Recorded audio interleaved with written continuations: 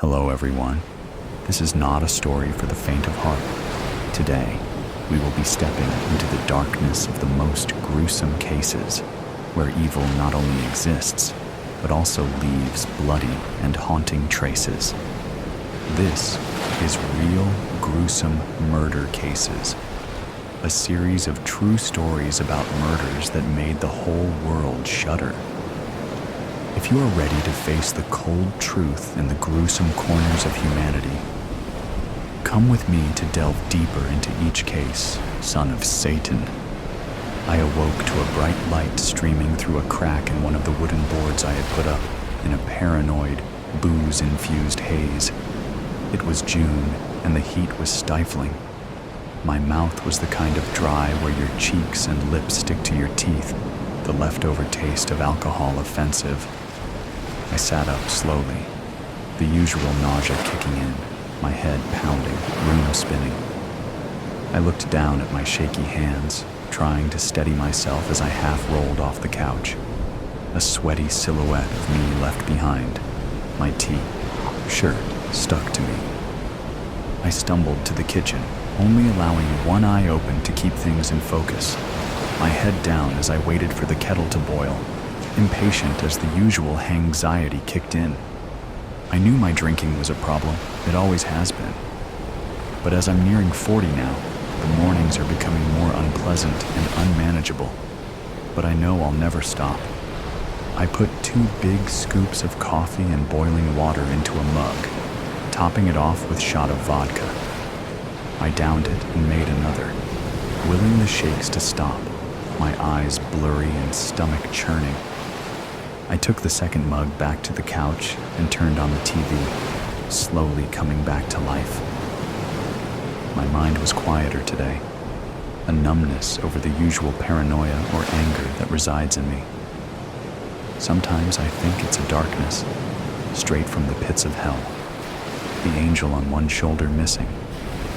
As long as I could remember, I had been plagued with dark thoughts, a curse passed down from my abusive father.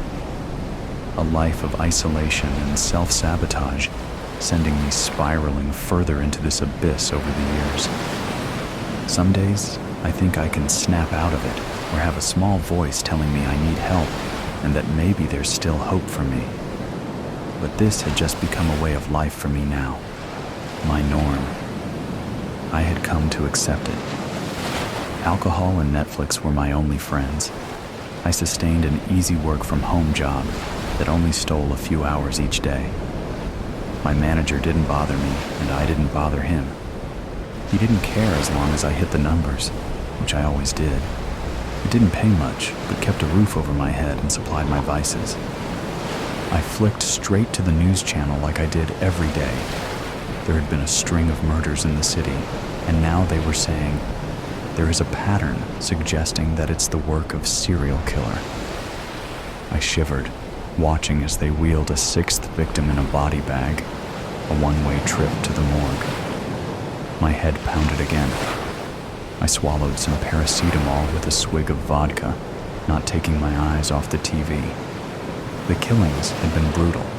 I watched along each time with a morbid curiosity, like I was watching a fictional Netflix series about serial killers, almost forgetting that these were people living in the same city I am. All victims were female, early 20s, normally Good Samaritan types, people with a squeaky clean record who wouldn't have even stolen a pack of gum in their short life. Most were religious and attended church on a Sunday. I'd be safe, standing at 6 feet, fashioning a Jesus-length beard and enough petty crimes on my record to piss off anyone in law enforcement. The media were raving about the symbolism the killer left behind and had even given him a nickname, Son of Satan. It doesn't quite have the same ring as Jack the Ripper or the Zodiac Killer, but they were just scratching the surface of what he does and what he is capable of. This guy was different. According to reporters, he stalks his victims over the course of 6 days, leaving satanic symbolism in his midst. Never leaves a trace of evidence, other than gifts of animal bones or a pentagram, sometimes an upside-down cross, all with no fingerprints or so much as a wisp of hair. The symbols were the only thing that changed from kill to kill. The 6-day stalk, bondage of the hands and feet, and 6 stab wounds to the heart were always consistent. I shivered again. On the dark web, some crime scene photos were leaked and spread vastly around social media. The bloody sight, something out of a horror movie. I chugged another glass of vodka. The police had nothing. They made an educated guess that it could be a male in their 30s or 40s. Probably some crazy religious guy that they had depicted as some skinny, sad sod who lives in their mother's basement. I rolled my eyes and half chuckled, a wheezy sound that made me cough. One thing they all agreed on was that the killer was clever and meticulous. He taunted his victims and he taunted police, never leaving a trace. All they could do was warn people to be safe and on guard. If anyone experienced any stalking or hints that they were next, were to report to police straight away. Boy, are they not ready for the amount of calls they're about to receive. The fear the media have installed does half the job for the killer. I rolled my eyes again, pouring another glass, slightly amused by the stupidity of law enforcement and media. I turned it off and opened my laptop to get on with some work before heading out to the shop. The bills aren't going to pay themselves. Completing work in record time, I went to the bathroom and splashed cold water on my face, then finally brushed the rancid taste away, swallowing some toothpaste for good measure. I looked up at the disheveled guy staring back. Hair awry, bags hung heavy around my dark pinpoint-like eyes, the spit of my father. I inwardly groaned, my heart palpating slightly. I changed into some dark tracksuits, tamed my hair with cap and donned some sunglasses. I whistled as I walked outside, sweat pouring from my skin, the back of my neck clammy. I gritted my teeth with discomfort, while the sun beat down harder, the whistling a distraction. The streets were mostly empty, a few dog walkers and cars dotted around. I found myself at the shop and enjoyed the cool feel of air conditioning, taking a long breath in. I picked up the essentials: vodka, fags, and instant noodles, the economy making every transaction feel painful. I felt that rage again as I tapped my card and stormed out, trying to calm my thoughts, and drank the first bottle on my way back. Needing a pit stop, I paused on a bench, starting on my second bottle and chain smoking, until I felt sick and black spots started to cloud my sight. My head hurt as evil thoughts and feelings flooded me. I eventually stumbled home, unsure how I got there and why it was so dark out already. I tripped over my own feet and crashed onto the couch face first, full blackness taking over. I was in and out of consciousness for several days, time missing as I looked at my watch and realized nearly a week had gone by. I really need to stop drinking. I went to the kitchen. Coffee, vodka, couch. The routine continued. I turned the TV on, and yet another murder had occurred, less than a mile from my home. Same pattern for the most part. I smirked and flicked to the next channel. Headline: Son of Satan breaks pattern. My eyebrows creased and my heart rate picked up. Killer stabs victim 6 times to the abdomen, left the house in disarray. Forensics have bagged new evidence. That couldn't be right. My father's voice boomed in my head. I switched to another channel. Son of Satan copycat killer. New information has come to light as detectives connect current killings with a string of murders with similar symbolism and pattern that happened 30 years ago in the countryside. Killer was never found. The voice boomed louder. I ran to the bathroom to throw up and realized my clothes were soaked with blood. I fucked up. My father would be writhing in his grave. His idiot son, carrying on his legacy, gets caught because he can't handle his booze. I threw up again. Panic rose and I gripped my chest as I struggled to breathe, spots of lights in my vision. The room was closing in. I turned on the shower, holding onto the sink with one hand, ripping off my clothes with the other, before allowing the scalding hot water to wash away my sins. "I'm sorry," I screamed, the disappointment of my dead dad all too much. I sobbed on the floor of the shower, shame and guilt ripping me apart. Red and blue lights flashed past my window, snapping me awake, and I stood up, getting ready run, fight or flight kicking in. Bang, bang, bang! My front door rattled. Panic-stricken, I scrambled for my clothes and slipped, the alcohol haze wearing off. My head hurt as it hit the sink on my way down. I couldn't move. The room was spinning. A louder bang. Footsteps. I faded out, the Heist Connoisseur. I exited the world of Coca-Cola at 2:19 p.m. No sweat, no fear. After all, I've stolen from the greatest museums in the world. That said, my pocket did feel heavier. The one with my phone, which contained a picture of the original Coca-Cola secret formula.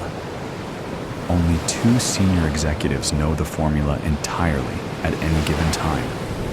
It's that secret. Well, now there are 3. I crossed Baker Street onto Centennial Olympic Park. I scanned without appearing to scan and noticed 2 men in black suits. I increased my pace without drawing attention to myself. Could they be from the museum? Surely not.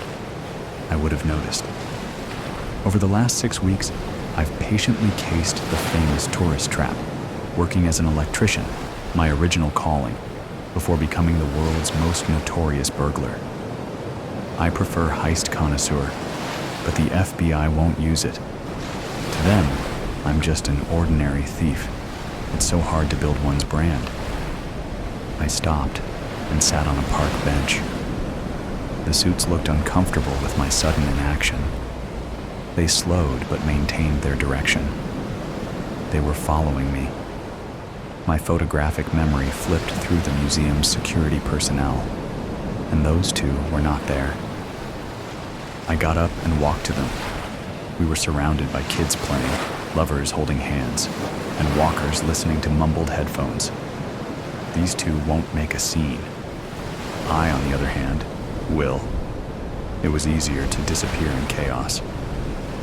"I love pizza on mountain roads if it's December," I said, looking in the opposite direction of the startled pair. "What?" one of the suits said. "Come on. You must give the counter response or I'm out of here." They both squirmed. I couldn't have shocked them more had I stripped down to my tighty-whities and danced. "We don't know what you're talking about." They attempted to move past me, but I intercepted them. "All right, enough games. Why are you following me?" They looked around as if trying to find the hidden candid camera. "Face recognition. We've been sent to verify." "Me? Which notorious criminal do I look like?" "Don Bard." "The Heist Connoisseur?" They tensed up. I tipped my hand. Only the FBI and I know that moniker, even if they pretend they don't. The suits drew their guns. I had already seen 2 police officers standing near a hot dog cart, only a stone's throw from us. I shouted "gun" and pointed at the 2 suits. The police officers reacted quickly. "Put the weapons down!" they shouted with their guns aimed at the men in black. The neckties dropped their guns and raised their hands. In the confusion, I disappeared among several walkers running from the chaos. I never looked back, but I overheard the 2 suits yelling, "We're FBI." I must be slipping. I know better than to allow a Big Brother camera to get a full view of my face. Perhaps I'm getting too old for this.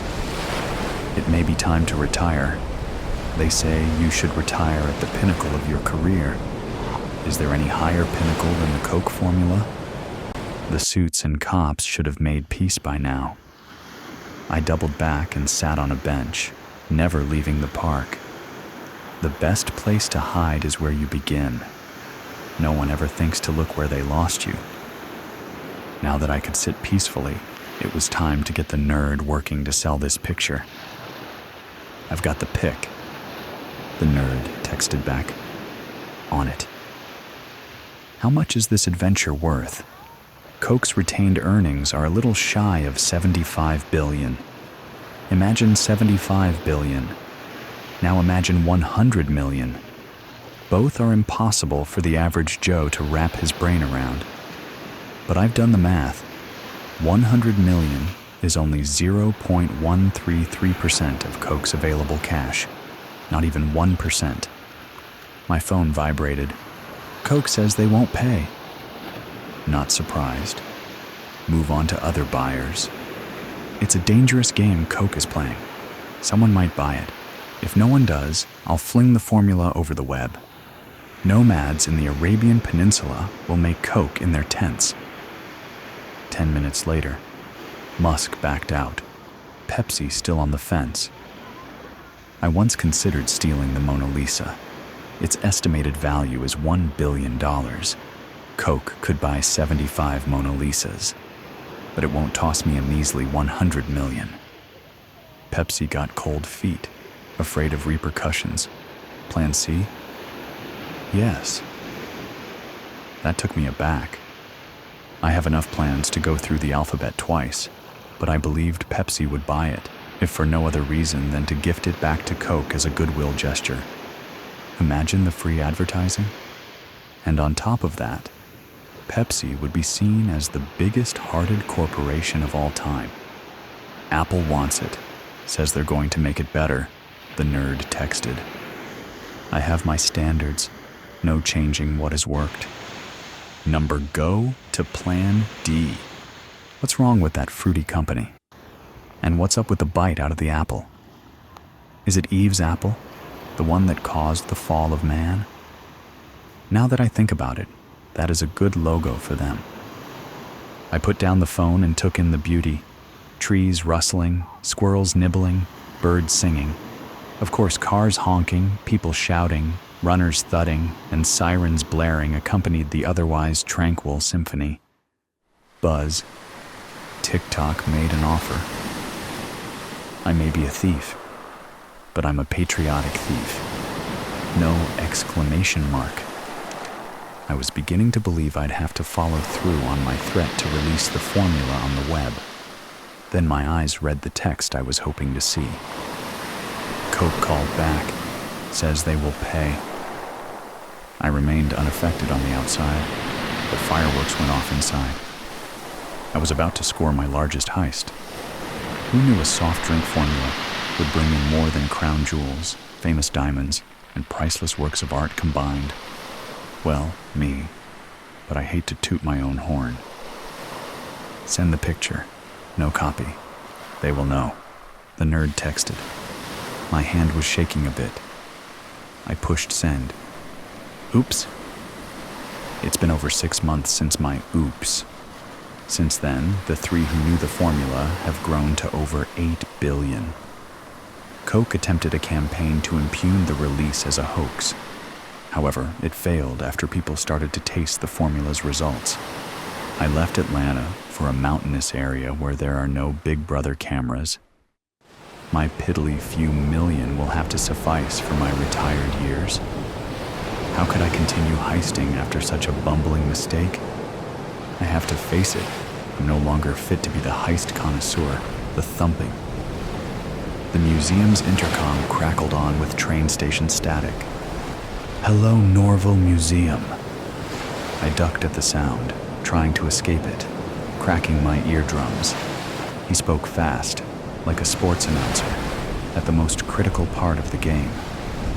Welcome to your nightly broadcast from your favorite night guard. As always, we must get the boring things out of the way before we have some fun. His voice trailed up and down with the meter of a radio host. It was well practiced.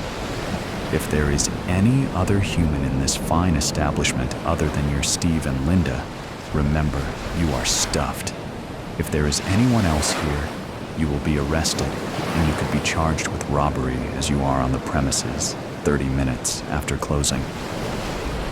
He sounded way too excited for his long night shift. So, if there are any other living souls in this building, we get to start my favorite game. Hide and go, speak. I'll count to 30, and then the game starts. Have fun. I could hear the big generators for each light system shutting off, their cranks getting closer each time until the painting in front of me darkened. As my eyes adjusted to the dim light of the exit sign, his words started to set in my head. You will be arrested. I couldn't be arrested, not again, and especially not with robbery charges. Over the still air, a whistle was carried from deep within the museum. It tickled my ears with its swinging tune. With the lightest footsteps I could make, I reached the exit sign. Touching the cold metal made my hair stand on end as I gently pressed on the long bar until a loud click crashed through the room like a cymbal. The whistling stopped, and the silence became much louder. I looked around frantically, removing some of my precious light as my hair whipped around my face. If I was caught, I would have to look into my mother's eyes as she said, "I wouldn't be surprised if she did this, Judge." I couldn't hear that again. My eyes caught a big pot in the middle of the room. It was decorated with strips and little dancing people moving across the two-dimensional plane. As carefully as possible, I opened the lid and slipped my first leg into it. My footsteps sounded like a gong as I put my second in and slipped my body past the hole into the pot. Once the lid was over my head, I was in total darkness. Not even putting my hand in front of my face would give my eyes information. My breathing sounded like it was through a megaphone as it rose up and down, breathing in the clay, which was probably hundreds of years old. I tried to close my eyes, even though it changed nothing, and think about something other than where I was. The more I thought, the more my breathing sounded like it was coming from a tornado. My wind created gale force winds faster as I felt water drip onto my folded knees. My mind raced almost as fast. The thumping started to grow louder. At first, I thought it was from outside that he had found me. It kept getting faster, like he was running in place right outside my pot, teasing me with the promise of captivity, playing with me, just like his stupid voice played up and down like a carousel. I put a hand over my mouth to quiet my breath. Thump, thump, thump, thump, thump, thump. Over and over, like an incessant heartbeat, his feet went up and down and up and down. For minutes, his feet went on, just right outside my pot. The drips on my knees were getting bigger and more frequent, adding another sound to my existence. At any moment, he could just open the lid and get this all over with, but he was choosing to mess with me. Thump drip, thump drip, over and over, faster and faster. I couldn't control my breath, and what did it matter if he was going to torment me? He knew I was there. All he had to do was open the lid and let the red light in. Let it flood in and wash over my face like a river, rinse away the guilt for just a brief moment. Instead, he chose to mess with me. He chose to step and step just outside my reach. I could barely control myself. I started to rock back and forth, and with me, the pot. Thump, drip, clang. Thump, drip, clang. I couldn't do it again. I didn't want to do it again. But when if he opened that lid, I would have to. He deserved it for stepping over and over. His never ending. Thump, thump, thump. My legs started to tingle with anticipation. I could feel the adrenaline pumping through my veins. My breath got faster as I stared at where I guessed the lid was, My pot rocked back and forth with me, getting ready for his fly-like hands to lift the lid. That's all he was, just a disgusting fly, but all he did was thump, thump, thump. I felt even more adrenaline burst through me as the rocking got faster, my breath got faster, and his shoes got faster. I have to. He'll get me if I don't. I have to. Rung through my head as the thump, thump, drip, thump, thump, clang rang on. A new sound sounded as a voice called out from the other side of the pot's walls. "Hey!" Another shot of adrenaline cracked open like lightning, and I could feel my legs practically vibrating from the sound. The thumping from his shoes meeting the hardwood floor, my breath at record-breaking speeds, the rocking only being contained by my leans, and drip dripping that reminded my legs to be ready. I want to do it again. I leaped out of the pot before his hand touched it. My head was buzzing with sounds, screams, thumps, tears, and then more screaming. Sounds of teeth on flesh and nails on muscle rang out throughout the silent museum like the most beautiful symphony. Thumps of bodies slamming on the ground, drips of ruby blood, and winds cut from hands swatting me away. I had done it again, and yet it did not go. Thump, thump, thump, Farmhouse Dinner. Christina wondered how long she should wait before she reported her husband missing. 2 days seemed too soon, but a week too long. Who would take a whole week to notice their husband missing? She held her hot cocoa in both hands, sipping it slowly as she watched the gentle flakes drifting through the pine trees. The first cold snap of the season had come with several inches of snow, and it covered the ground in a white, soft blanket. She loved being alone in her kitchen, and had spent the morning rearranging her utensils, the pots, and her knives for practical use. Everything had a place, and a place for everything. Christina looked around her small house, the contour of her entire world. She didn't miss him. The house felt lighter, cleaner since he walked out the door that last time. Did she even want him back in her life? She frowned. She had to get back to work. Mick's words rang in her head. "Stop standing, get working." Mick couldn't abide her standing still. Everyone and everything on the farm had to have a use. Mick, of course, accepted. He could sit around and drink, complaining the world had it in for him. She put on Mick's thick flannel jacket, much better than her own, only slightly too large, and checked on the chickens, tossing seeds to them, then the few sheep, all safe in the barn. She looked around at what needed fixing, potential improvements. New opportunities for the old equipment clicked through her mind, adding to the long list. She lifted a bale of hay high to drop in the feed chute. The years of farm labor had made her body strong. Once back inside, she looked in the refrigerator. The meat she had pulled out from the deep freezer had thawed, and so she added spices, putting it in the oven with yellow potatoes and peas. She wiped the clean, pristine counter, then looked around at the sparkling kitchen, frowning at the lingering cigarette smoke smell, still recognizable underneath the pine sol she had dosed the room with. It had been 3 days since Mick had walked out of the door, and that seemed about right. She sat down at the kitchen table in front of the phone on the wall, smoothed her faded blue gingham dress as if they could see her, then called the police. "My husband Mick is missing," she said, surprised at the real tears rolling down her cheek. She did miss Mick, his warm body and his gentle laugh.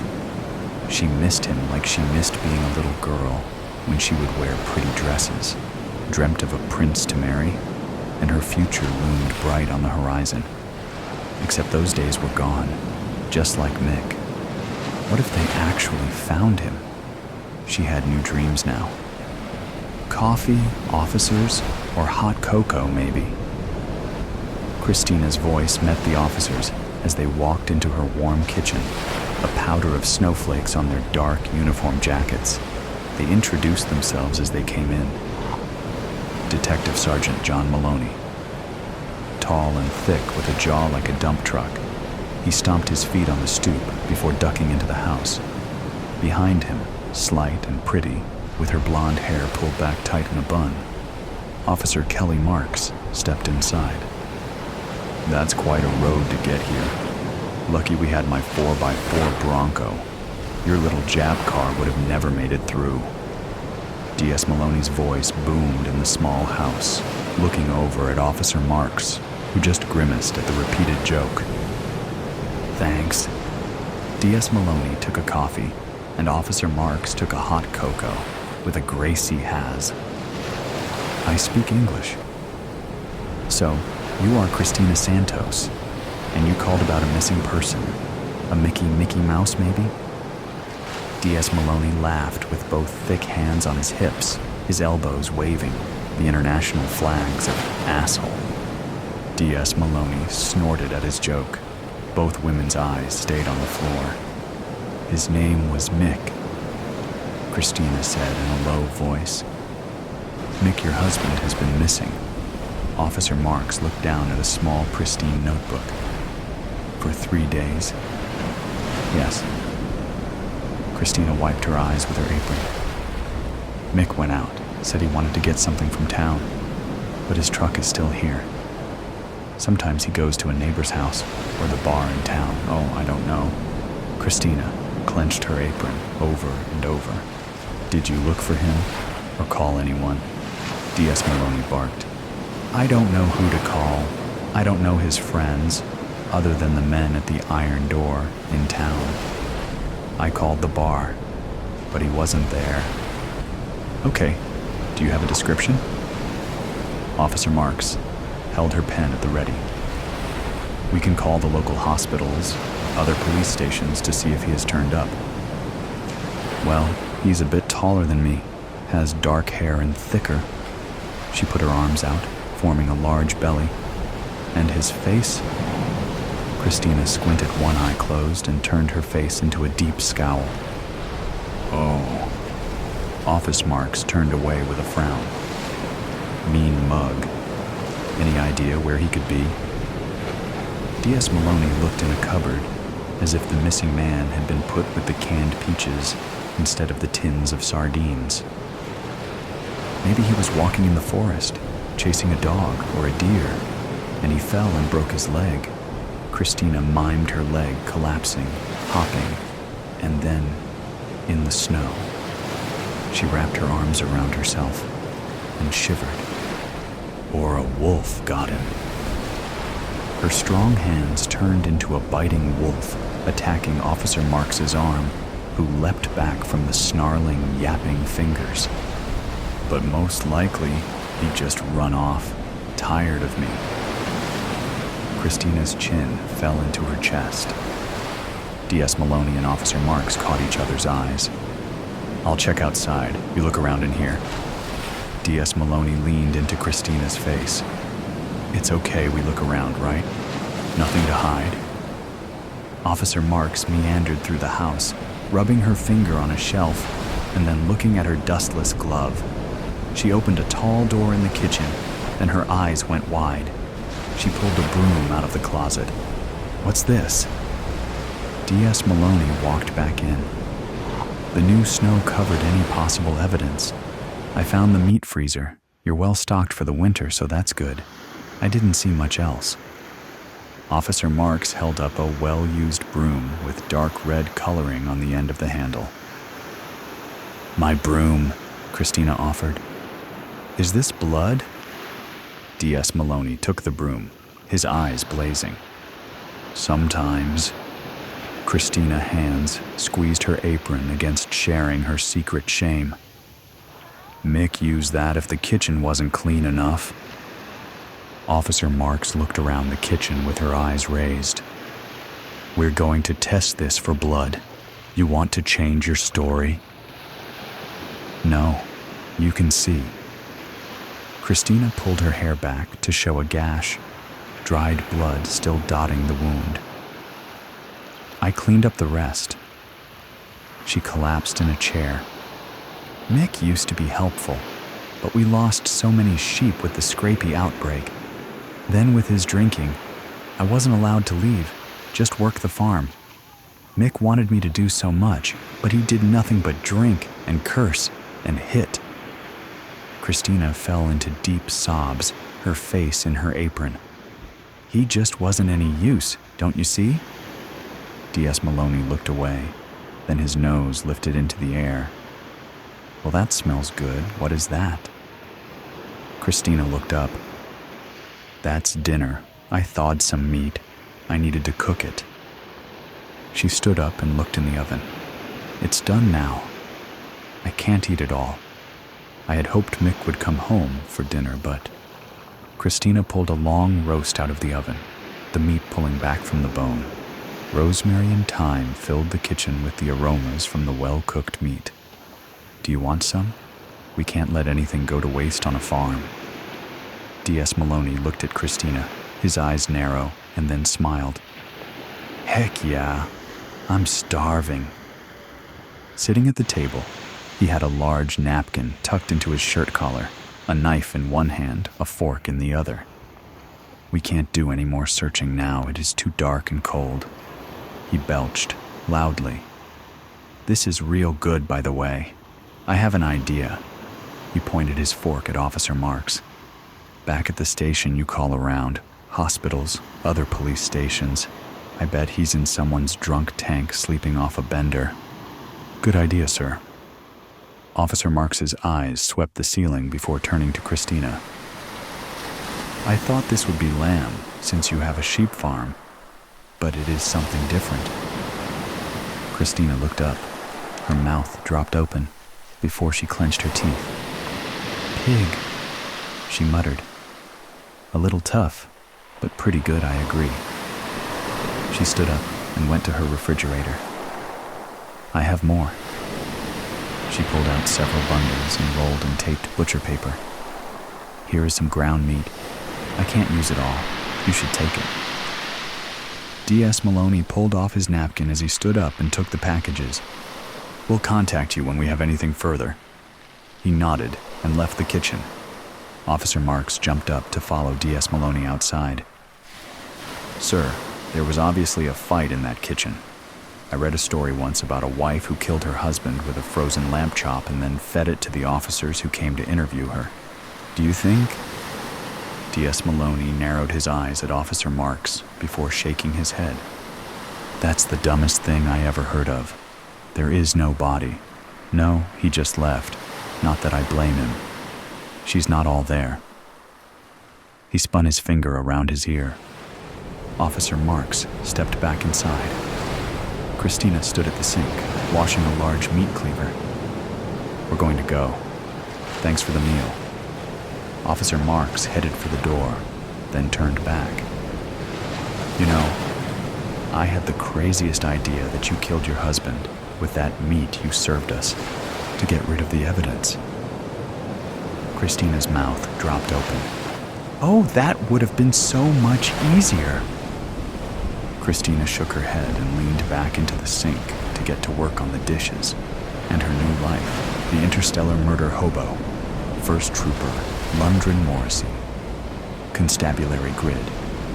7H6 of Earth's solar militia woke drowsily from what felt like a thick fog tinged green with a mild sense of nausea. He wasn't uncomfortable, but understood the night was over, and his hangover was coming, slowly creeping into his body from a distance. What did I do last night? I remember the girl Adrian sent, and drinking, so much drinking. He didn't feel much concern over his lack of memory. It wasn't his first blackout. Some memories always returned, and there was the footage to look forward to. He furrowed his brow as slowly growing behind his eyes, expanding over the top of his head. A headache made its presence known. It grew rapidly into a solid thump, forcing a hot gush of saliva flood his mouth. literally blushing his face with heat at the same time. Unable to control his own body, he rocked upwards to vomit, only to find himself restrained by the wrists above his head. With a viscous blub, the vomit tried to project, only to flop back into his mouth, down his chin, neck, and chest. This just induced another almighty heave, this time sensibly spilling it to his right. It pooled against his cheek. He slowly turned his face to the left in a lethargic bid to find reprieve. He took a moment to catch his breath and tried to open his eyes. The room was pitch black, and he questioned whether he had opened them at all. What did I let myself get into last night? He tried moving his legs and found them restrained as well. Ugh, enough of this. Hello, he croaked, his throat dry. The vomit had settled in the wells of his body weight, coating the back of his neck, sticking viscously to his right cheek and chin. He was getting annoyed that the girl had left him like this. He thrashed his whole body in a vain attempt to break out with brute force, to no avail. He just soiled himself even further. Just as he cleared his throat to shout, a stark light flashed on, and a steady, mature female voice spoke. Oh, for fuck's sake. It held no emotion. I guess we'll need to clean this up before we begin. You drank too much. My dosage off. Lundgren tried to get a look at her, squinting his eyes against the light, exacerbating his headache. She was small, no taller than 5 feet, and very slight. Definitely not the girl Adrian sent. He didn't recognize her at all, but only really cared to consider his odds. I have the advantage. I just need to wait. I am going to give you a paralytic I designed whilst doing a job on Io's Gravitech station. It works almost instantly, clears you up, suppresses your emotions, and has no nasty side effects. It requires a continuous dose though, so I'll add it to an IV. I'll restore some electrolytes while we're at it. He tried in vain to discern a tone in her voice. What do you mean by paralytic? His senses were returning to him, but only just. Did we, fuck or something? I am digging the bondage vibe and the aftercare, but I would like to be untied now. Oh, that's not a very good idea. At least not till you're fully paralyzed. The matter-of-fact tone sent a slight shiver down his spine. And no, we didn't, fuck or anything. The mimicry of his voice we perfect for tone and inflection. I need to clean you up, and to do that, I need to untie you. To do that, I would feel better if you weren't able to move. I trust my logic is clear. Lundgren considered his cool head under pressure a source of personal pride, which is why when panic started to tighten his chest, he was totally unprepared. His body froze as she stepped closer with a needle and IV bag in hand. He had no clue where they came from. It was like they had just materialized. He blinked to clear his vision a bit more, and watched as she deftly penetrated a vein on the back of his right hand with a needle, just as matter-of-factly as her words dug into his heart. She pinned the tube to his wrist with a programmable medi-strap and hung the bag on a hook on the wall. What do you want with me? He asked, craning his head to take a look at his surroundings. It was a stark white room with a titanium water cylinder, a sonic hygiene basin and workstation to his right. The roof was made entirely of large rectangular light panels, and there was an assortment of hooks on the wall. There were no other items in the room. She didn't answer his question. Both the paralytic and IV will take effect soon. Then we can begin. What's the rush? He asked. She smiled softly, locking eyes with him. We're on a schedule. How long have I been out? Oh, about 3 hours, maybe a bit longer. Lundgren noticed the first hint of emotion. Excitement? Just long enough for me to drug you and get you here. I must commend you on your choice of location. Ganymede really has very little law enforcement. Where's Adrian? I don't find this funny anymore. Adrian's busy, and you are right to not be amused. She chuckled. It was soft and deep. Did you know I walked out of that bar with your body draped over my shoulder? I just got into my shuttle and no one said a word. We are on the far side of Ganymede right now, in an uncharted crater. If you wanted to scream, no one would hear you. Lundgren was not ready to accept what he was being told. I call bullshit on that. He even managed to laugh. There is no way you could have carried me out. Look at you. He gestured at her with his eyes only. The paralytic really did work fast.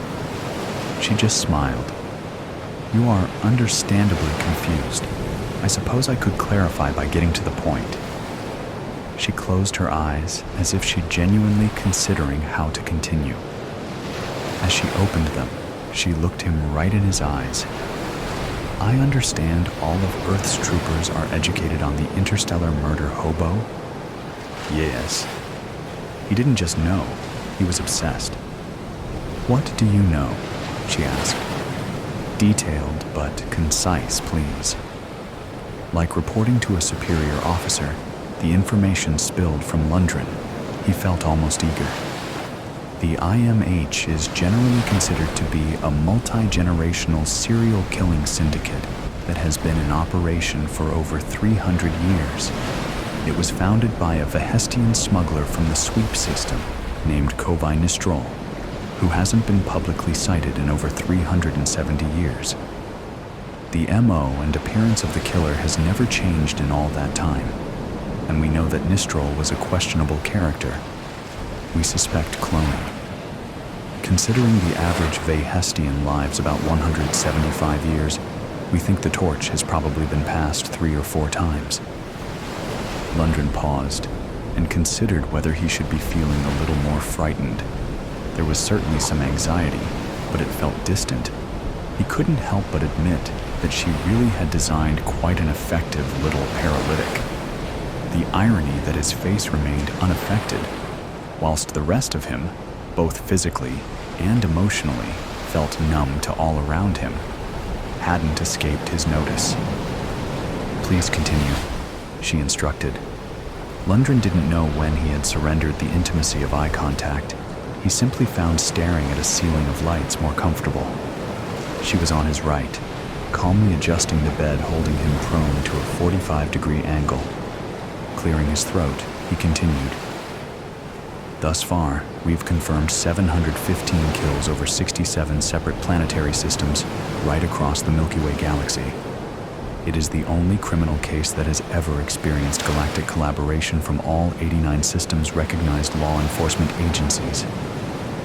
The most astonishing fact is, other than the footage, we have literally no other clues or evidence to build a case with. Is that all? She asked quietly. He looked at her through the corners of his eyes. She was over by the water cylinder, attaching a long hose and shower nozzle to a valve on the side. Well, there's a theory that all serial killers want to be caught, but the IMH has proven to be the exception. As I said, 0 sightings. There's never been a more successful criminal syndicate. And their motive? Vengeance. Is there anything pettier? There are several things actually, but continue. He chanced another look. She was adjusting something out of sight on top of the cylinder. The hose hung down the back of her left shoulder.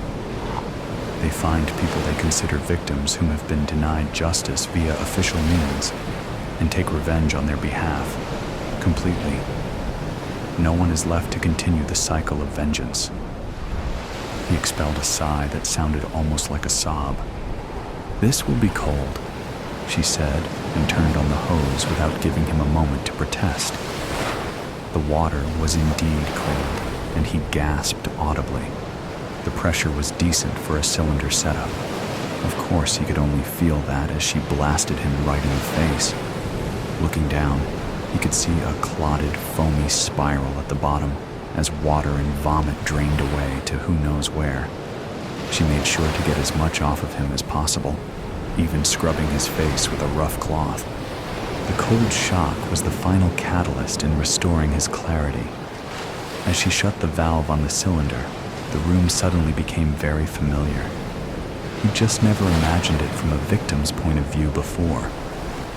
The water cylinder, 5 feet tall, should have been the first clue, but the wide-rigged medical bed, the stark white walls and various fixtures, this was the IMH's killing room.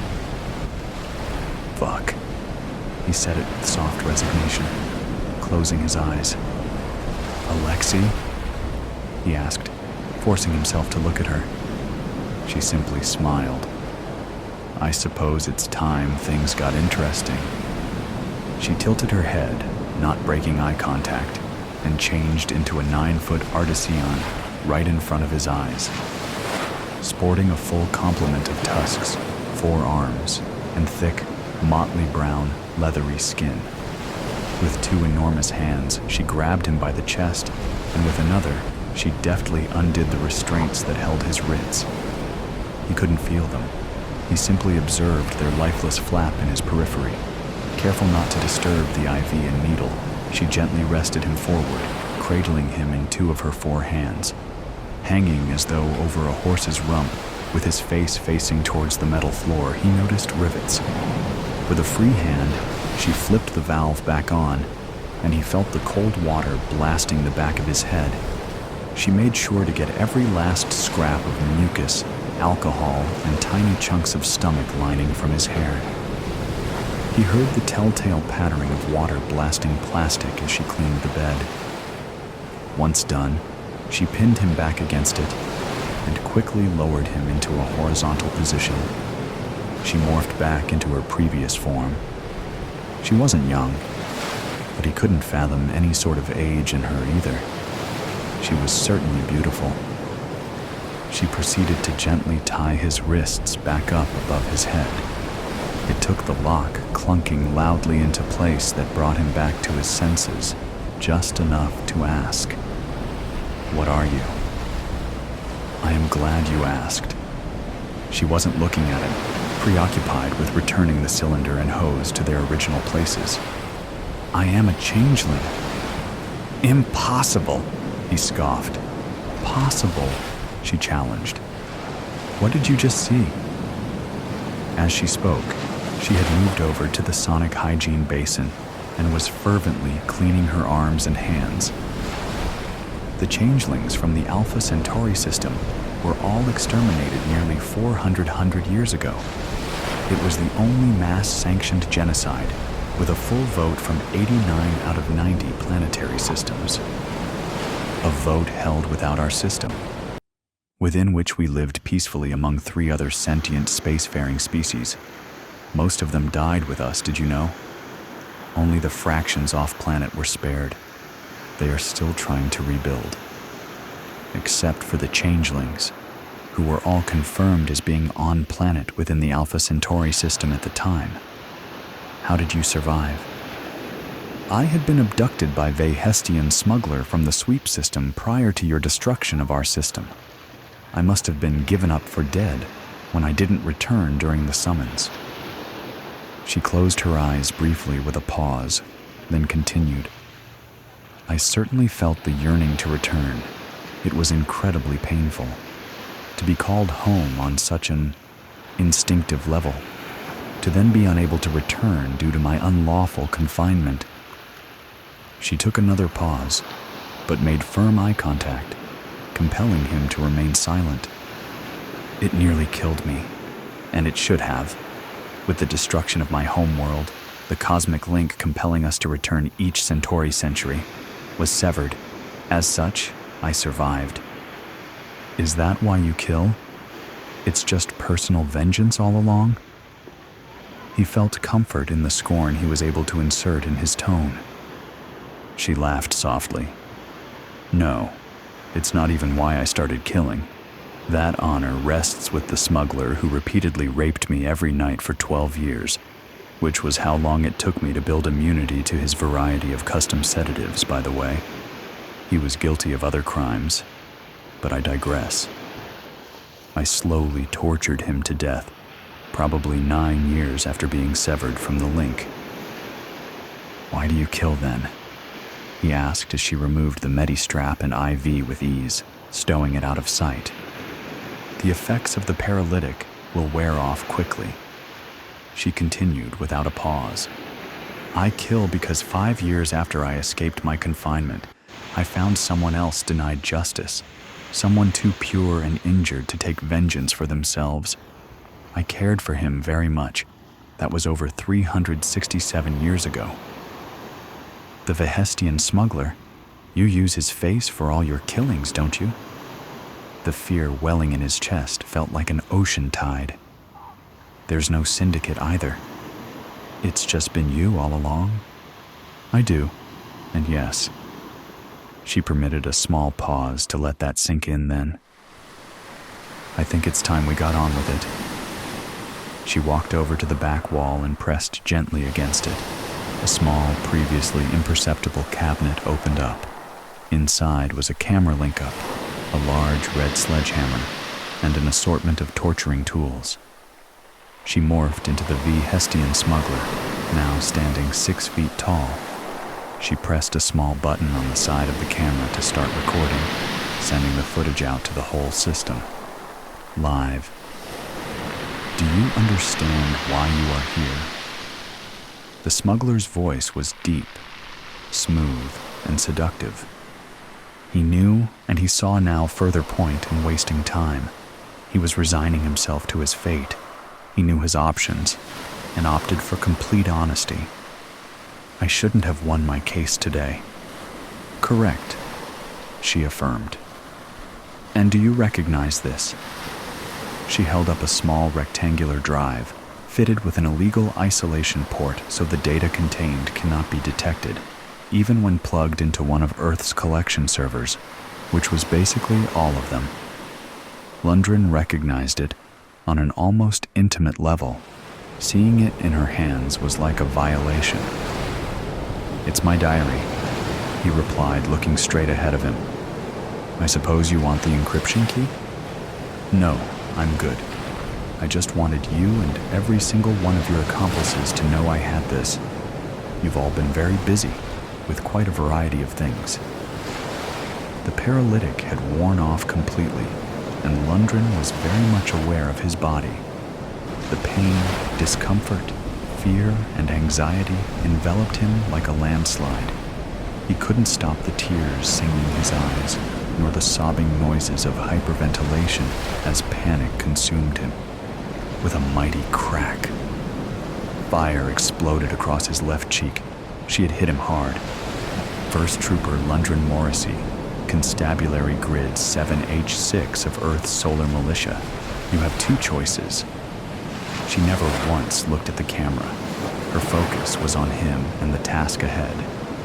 She continued, "You can confess, and I'll make it quick, or you can deny your crimes and face torture." First Trooper Morrissey, what do you choose? My case," he stuttered. "Rutger V. Morrissey. I am guilty of the crime he accused me of." "He confesses." He could hear the smile in her voice. "What crime was that? What was it that 14-year-old Alexei Rutgar accused you of?" "I responded to a report of domestic abuse and neglect from a concerned neighbor. When I arrived on scene, Alexei had already been alone for 3 days, with neither food and nor money. His father was dead, and his mother appeared to have run off with another lover." He swallowed, not wanting to continue. "You know how this works. Speak, or I will make you." "I raped him, okay?" he blurted out. "And then we covered it up, like we always do." "Correct," she said. Lundgren knew what was coming and started hyperventilating again. He didn't have to look. "Lundgren Morrissey, by your own account," she said, holding the drive aloft. "You have raped or somehow sexually assaulted over 37 people, 28 of them minors, the youngest of which was only 6. You will be the first of many, and you will watch it coming. Lundgren knew not to close his eyes for fear of having his eyelids torn off. The very last thing he saw before it all went dark was the rapidly descending head of an enormous red sledgehammer as it slammed into his face. Mother Nature, the story of a serial killer. I don't think fuck or any other derivative of that monumental word should be changed to duck when I finger bang my passion into a text. If I ask a man to come over, we're not going to duck anything. South. Also, do you know that ducks take part in forced copulation? Biologists and other smartass types say that ducks waddle in a line because it makes them less susceptible to predators. They say the waddle also helps them forage for food. But I think they do it because back at the duck pond, the male ducks waddle their way into organized gang rapes of the female ducks. And ducks kill ducklings. All sorts of shameful criminal acts happen at the duck pond. Yet, some people don't want to eat ducks because of that cute waddling line.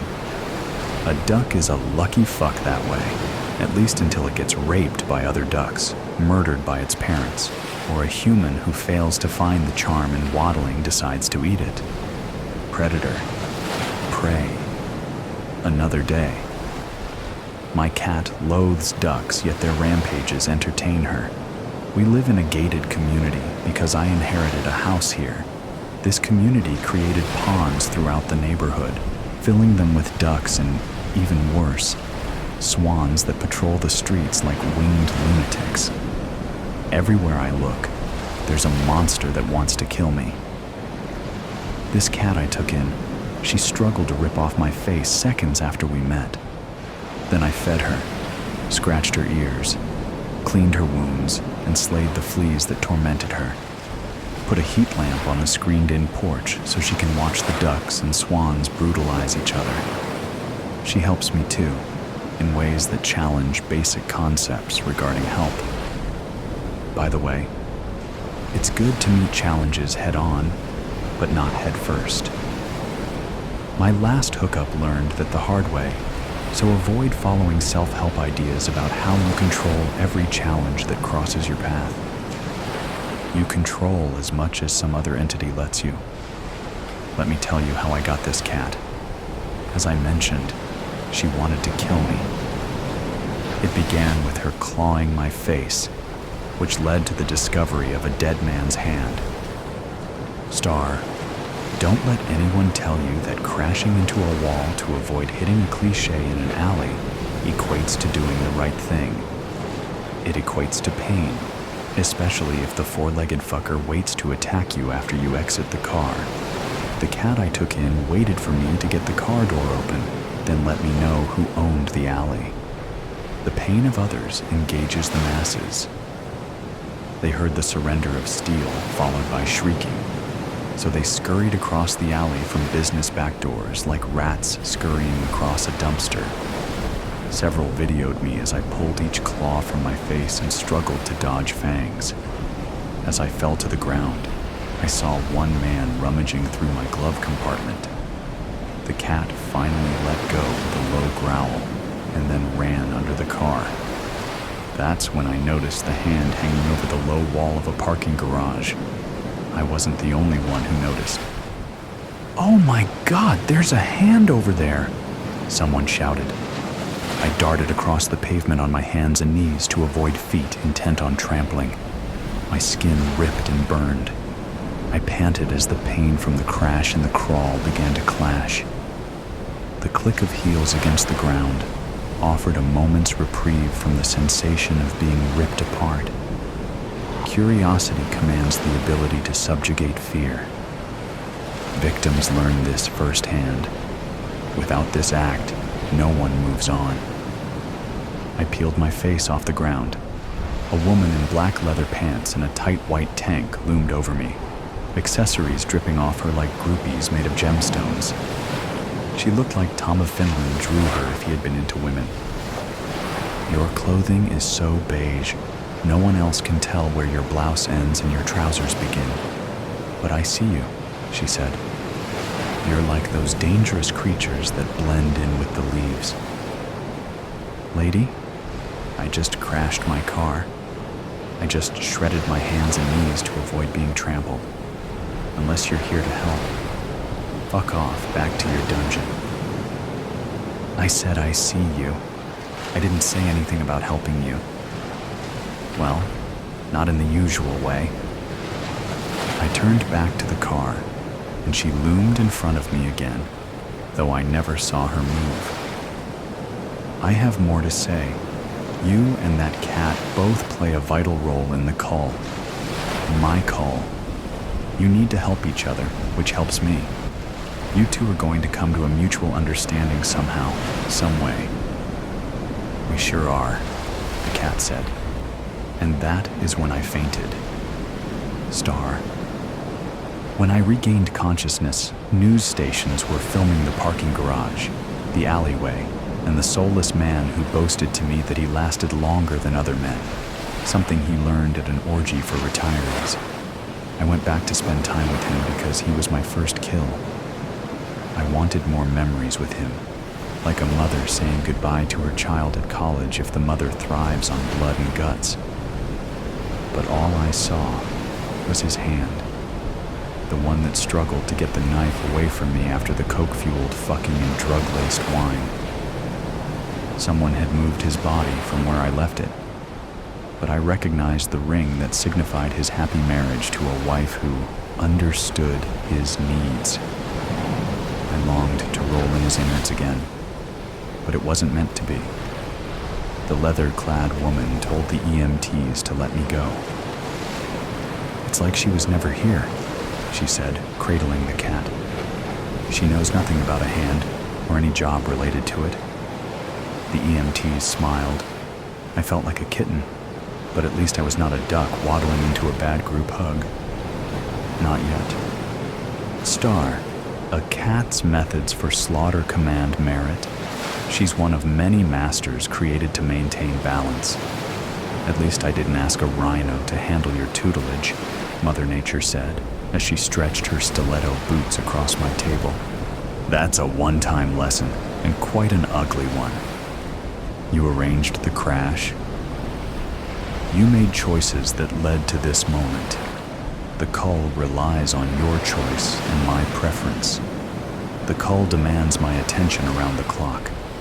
That same attention consumes you, yet you lack any real skill at killing. You're uninformed about death, how to cause it, or navigate it with a professional standard. You left the body in a place where a homeless man sleeps, so he moved it. You have no real control. None of you do. You make choices while lacking control. That amuses me. Like arms grasping for God through the foam of a typhoon amuses me. Well, at least we do something right. I want you to live for an extended period of time, but you need more skill when you kill. You choose to kill. Fine, that helps me. But give me something to look forward to besides banality. You gush over your achievement, but last night in this city alone, 15 people killed a person they met online for sex. All obvious, sloppy efforts. Enough. The cat can give you some skill and flair. I mean, really, you two work well together. That alley battle was tremendous. Otherwise, look forward to death row. The cat can return to the alley. What's an extended period of time? You can't live forever, so until the cat dies. Keep in mind, that stuff about 9 lives amuses me too. Meow. Sabrina sat with one leg in the air, licking her ass. Master indeed. Yet masters die too. What will happen after I die? Maybe I wanted the dead to reach out through the veil and tell me. After all, I wanted to solve a big mystery for them in a way that impressed Mother Nature more than a typhoon drowning. I'm the one left salivating for knowledge in the dark, not them. Sabrina ceased licking and rubbed against my feet. We agreed to live together as predator and prey, though we both recognized the real predator in the room. Sabrina likes me to trap men like she traps mice, so she gave me a whole lesson on how to seduce prey with my walk. "You mesmerize them with slink," she said, purring. "Let them feel your kink vibration. Stop texting about ducks. Stop waddling like a duck before I actually place you in the pond with that second man." Mother Nature giving you a voice is the worst thing she's ever done. "Where are the tuna treats? I want the whole bag this time." We each depend on the other to create balance for her and for you. Found you. Grandma is dying, but she has lived a long and good life. At the age of 97, she was in remarkably good shape until a cancer diagnosis 3 months ago. She made it clear from the start that she didn't want to fight it. No chemo, no radiation, no surgeries. "Just keep me comfortable and let me die in my own home," was all she asked. My sister, Lori, and I were supposed to be taking turns staying with her in her house, but Lori works a lot. I am basically staying here full time. Fortunately, my job is a remote research position. Grandma was skeptical when I told her that I could work from home, or from her house, or wherever I happened to be. For her, a job is a place to go every day, not something you can do just by opening up your laptop. I set up a makeshift office at her dining room table. After working in silence for a few hours, I decide to check on Grandma. Sure enough, she is asleep in her room. I have noticed that she is sleeping more and has more episodes of confusion. Hospice comes by once a day to check her vitals, see if she needs more meds, and let us know how she is doing. I begin to think about my grandma's life, the life that is about to end. I need to think about that, about the obituary anyway. I begin making some notes. Born Annie Lee Morton in 1928 to Deborah and Leroy Morton, she grew up in Smith County. At the age of 16, she got a job at the snack counter of the old Songbird drugstore. It was there she met John Joseph Lane, or JoJo as everyone called him. They married in 1950 and welcomed a son in 1955. Mrs. Lane went on to move to Livingston. She began a job with the Renault Insurance Agency as a secretary in 1964, where she worked until her retirement in 2002. In her retirement, Mrs. Lane remained active with the local theater, as a library volunteer, and with local charities. Many in the community remember her warmly.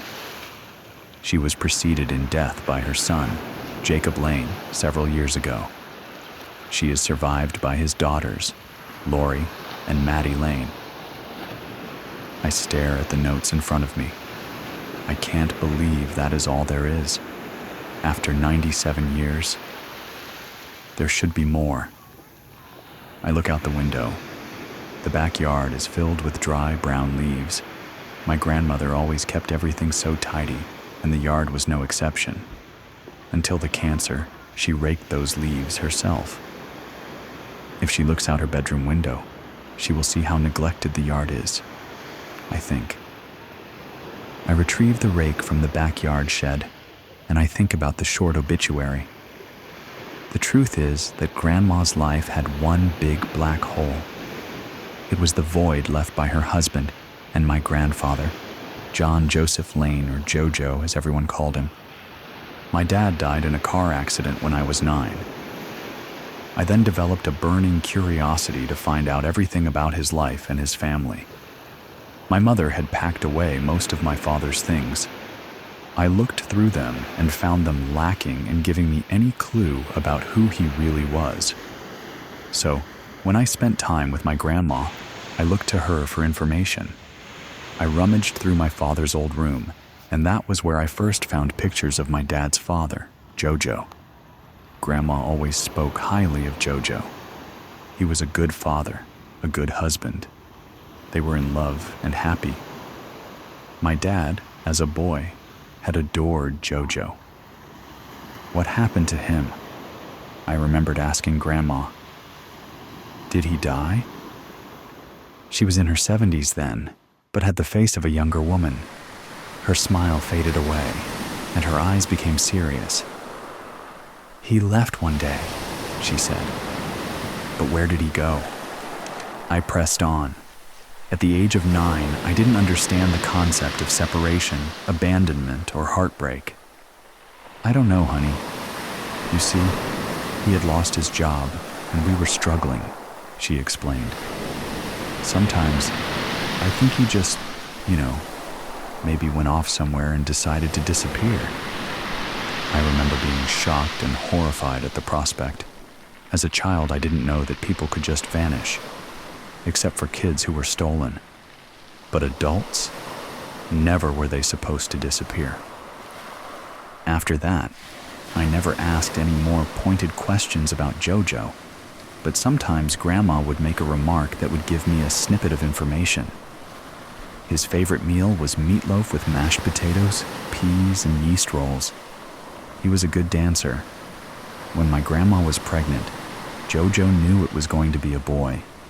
He was so excited to have a son. Then he left when my dad was 8 years old. It made no sense. I had asked my mom about the whole situation later on. She just shrugged. According to my dad, he fell asleep one night, and the next morning Jojo was gone. I think of this as I rake the leaves into piles. I start at the perimeter of the yard, and I am working my way to the center. I am out of shape, and am starting to sweat in spite of the cool temperature. One last drag of the rake across the ground, and I am going to go in and rest. I cannot believe my 97-year-old grandmother raked these leaves. My thoughts are interrupted when I realize that the rake is stuck on something. I can't seem to pull it toward me, so I lift it up, and that is when I see that the rake is tangled with a leather strap. Bending down, pushing the leaves and grass away, I realize that the strap is connected to something that is buried.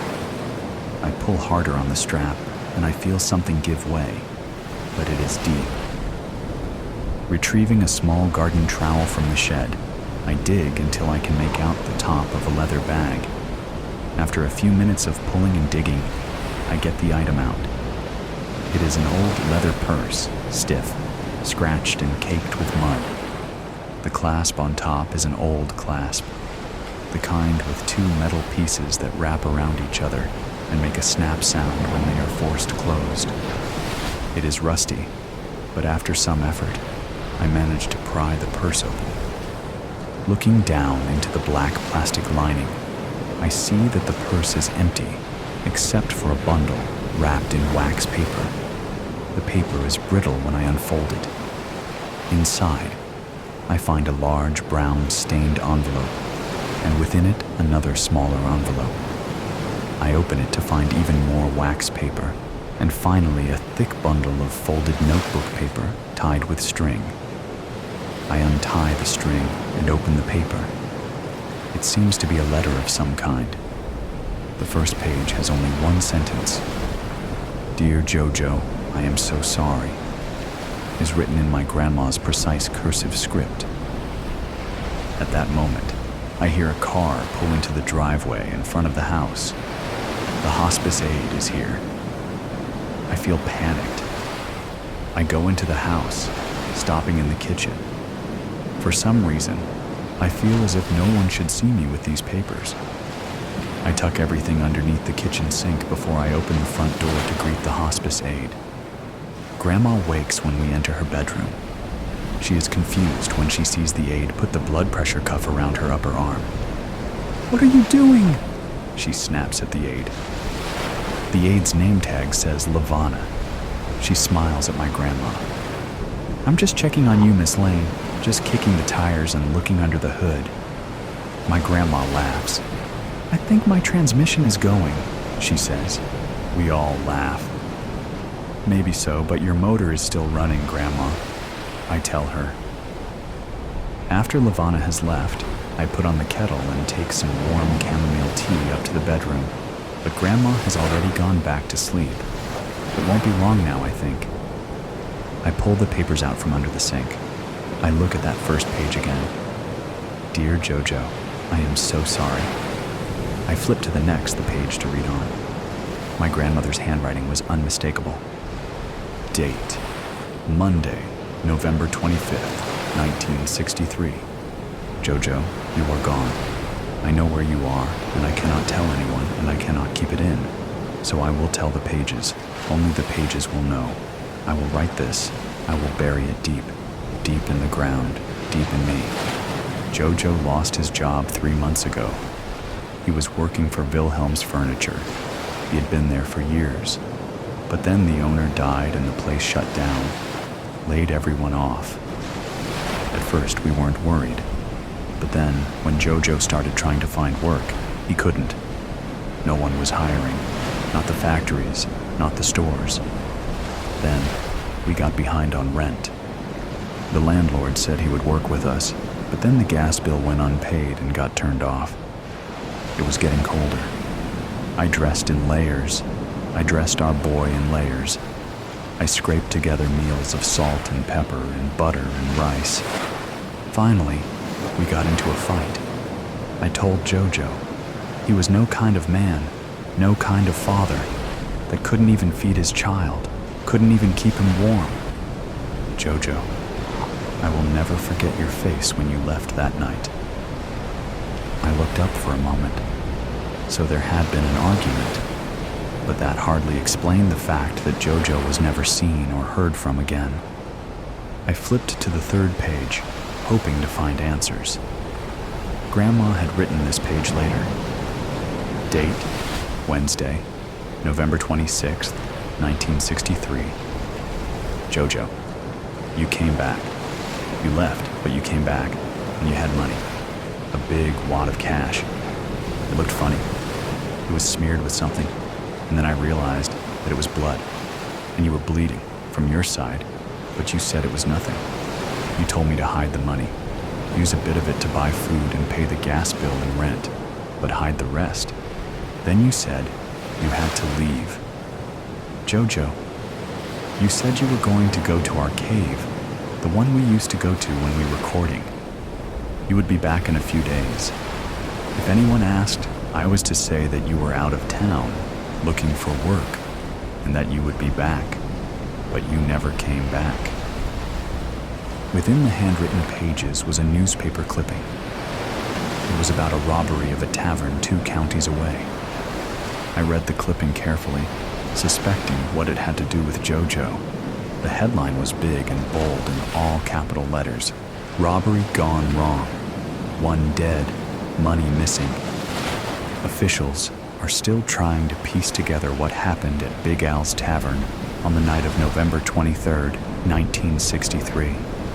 The tavern was reportedly not very busy, and the last customer who left at midnight reported seeing the owner, Al Harvey, cleaning the counter as he usually did at closing time.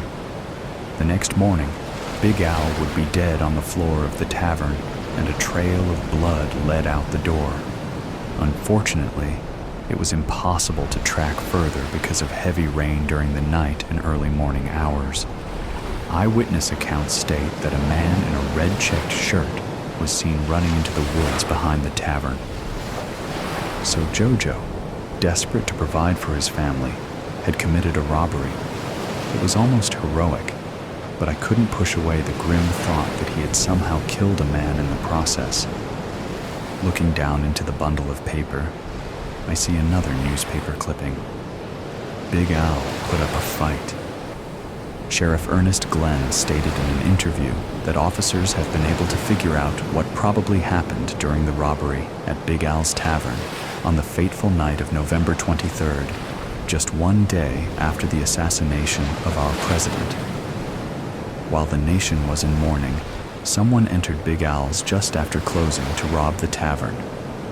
Big Al was no pushover, however, and had other plans for the perpetrator. From the amount of blood spilled, it looked as if the unknown assailant was stabbed deeply. at least once. Unfortunately, Big Al was injured during the struggle and died of a head injury sustained when fell and hit the wooden bar top on the way down. Sheriff Glenn made this statement: "Wherever the assailant is, he will be looking for a hospital. He is going to have to get patched up somewhere. We will find him. It doesn't matter if Al died from the fall. We will be looking at murder charges." The next page was dated Friday, December 6th, 1963.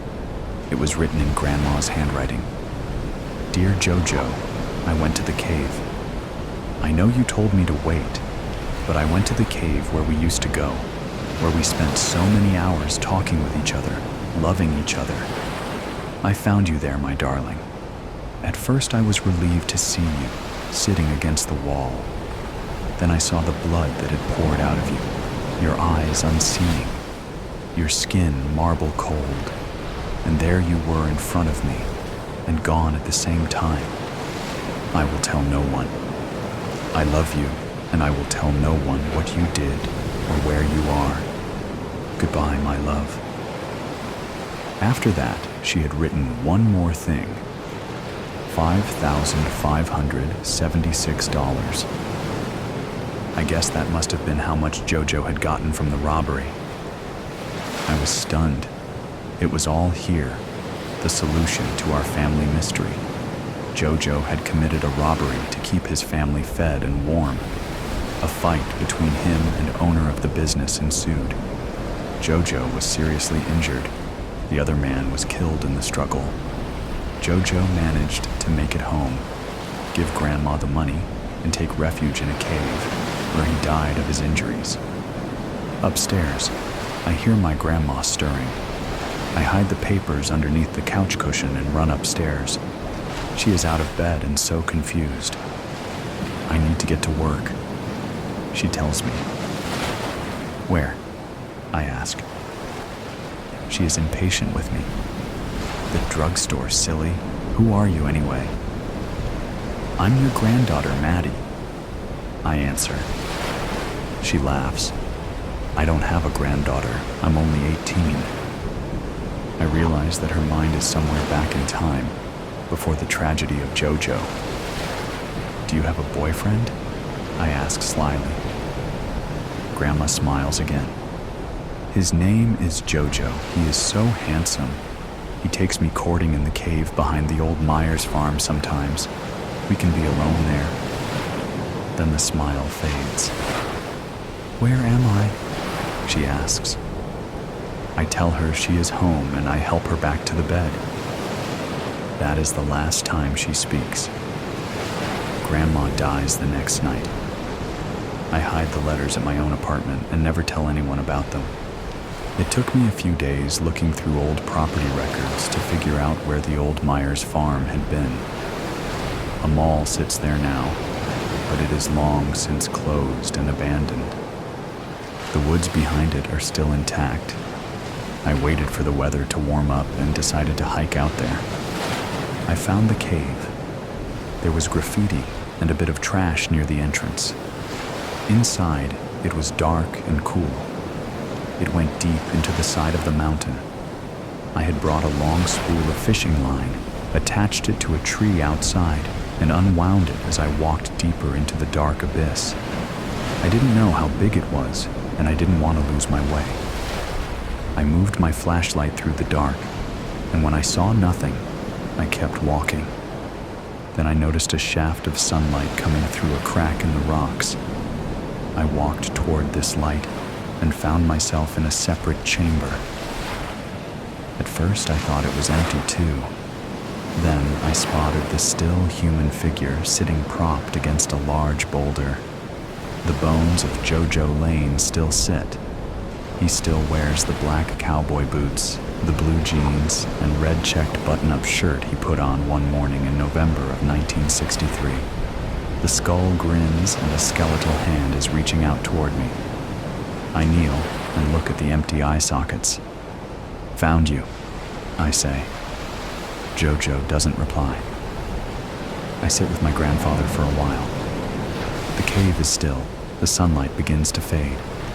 I reach over to hold the skeletal hand. I think long and hard what to do. Should I alert the police? Should I make an anonymous report? Should I tell my sister and my mom? Then I realize I don't have to decide today. He has been here for decades. A few more years won't hurt. I will leave him alone for now. As I rise from the floor of the cave, I can almost feel him looking at me. I turn around, half expecting him to animate, to tell me not to go yet. The skeleton still sits, expecting nothing, asking nothing. I tell Jojo goodbye and turn to follow my fishing line through the dark cave and back into the present, leaving Jojo to sit where the past had left him. It's murder, sir. A scream, the sharp clatter of a dropped tea service, the sound of soft sobs, a rush of footsteps up the stairs, the sight of a dead body, and then silence. It's murder, sir, PC Connors spoke. DCI Whitcomb eyed the constable wearily, sighing inwardly. He was tired already, and they had just arrived at the scene of a particularly bloody crime. For future reference, if we ever come across the body of an old lady sitting at her writing desk with a knife through her neck, let's take it as read that it's murder, Connors. DC Whitcomb sat in a chair and surveyed the room. Where is WPC Sanders? I need her eyes up here. Whitcomb muttered the last sentence under his breath. He was a man who appreciated a woman on the police force, for she would often have a point of view that he would never see. She was certainly good at her job. She took excellent photographs, a new thing in police work. She also did a fine job with fingerprints, although Whitcomb had reservations about their usefulness. WPC Sanders struggled through the door, laden with equipment. No one offered to assist her. She had learned not to ask. With brisk movements, she set up the equipment and started taking photographs. Whitcomb didn't need to be there for this, but he stayed anyway. Connors stood by the door, shifting from foot to foot. DC. Whitcomb sighed again, this time audibly. Connors, make yourself useful for once and gather the family downstairs, and make sure that blasted butler is there too. Whitcomb didn't like the fish-eyed butler at all. He looked suspicious. Why he looked suspicious was anyone's guess, but Whitcomb had taken an instant dislike to the man. Whitcomb poked around the old lady's room for a few minutes, taking mental notes and nodding his head a few times. Sanders carried on silently. She knew better than to interject her thoughts, but she also knew that she would be asked about her views on the case in due time. Satisfied, Whitcomb left the room, instructing Sanders to get a wriggle on and then meet him downstairs. Whitcomb tested the hallways and the stairs on his way down. Solid, every square inch. Anyone could creep about up here and not be heard, he mused. The old lady had 2 sons and 1 daughter, all of whom lived with their now deceased mother in the mansion. The 3 progeny were all sitting, and they seemed nervous to Whitcomb. Naturally, he thought. One of them is a killer. I need to interview all of you separately. Once I have finished, I will send you back in here. There is to be no conversing between yourselves until I have finished. PC Connors will be here to make sure that you abide by my directive. I say. One of the men stood up, a small frown on his face, and a rather large whiskey in his hand. The law, Whitcomb said severely, requires this, sir. The man sat down and said nothing more, but his face showed his displeasure. The woman scoffed, either at her brother's reaction or the DCI's statements. One just couldn't be sure. DCI Whitcomb pointed at the man who had stood up, gesturing for him to approach with the crook of his forefinger. You first, sir. The questioning went along normal, well-worn lines. Whitcomb saw no need to alter what had always worked. You found out where everyone was during the crime, you looked for corroboration, and you noted any strange behavior. The stories were distressingly similar. Not to put too fine a point on it, the stories were exact. Everyone was downstairs, eating breakfast, when the maid discovered the body. No one had seen their mother since 10 o'clock the night before. All retired to bed at roughly the same time, a little after midnight. The butler and the head housekeeper, a married couple who had worked for the murdered woman for over 30 years, retired to their rooms a little before midnight. All the door and windows had been shut and locked. DCI Whitcomb leaned back and sighed. He had had to deal with 2 murders in his 30-year career before this one, and they had been straightforward. The guilty parties had been easily nabbed, the evidence had been plentiful, and the convictions had been a foregone conclusion. He thought of the men who had been hanged because of his efforts. He could still see them swinging slightly from their final earthly judgment at the end of a rope. With a slight shudder, he returned to his task. "It's a nasty business, sir." PC Connors spoke up.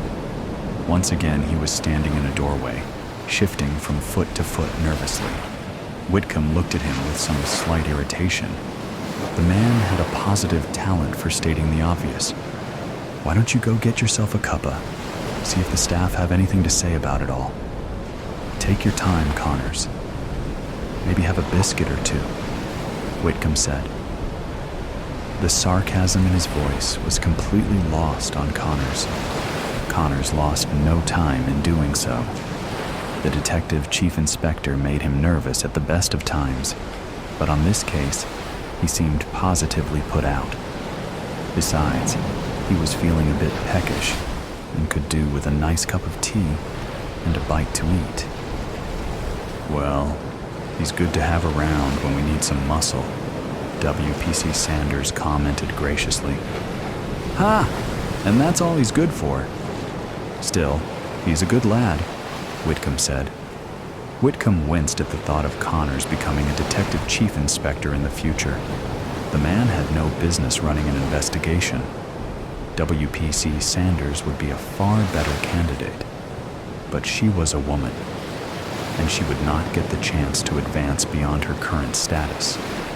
Whitcomb and Sanders went through the bedrooms of the siblings, and that of the butler and his wife as well, but success was limited. It would have been nice to find some bloody clothes tucked away somewhere. But this murderer wasn't as obliging as the other killers he had faced in his career. The evening was fast approaching on this October night. Soon the sun would disappear, and the night would be cold. It might even snow, Whitcomb thought. While he didn't relish the thought of being stranded here, he also didn't want to leave and allow a killer to escape. Whitcomb had the butler make up a bedroom for him.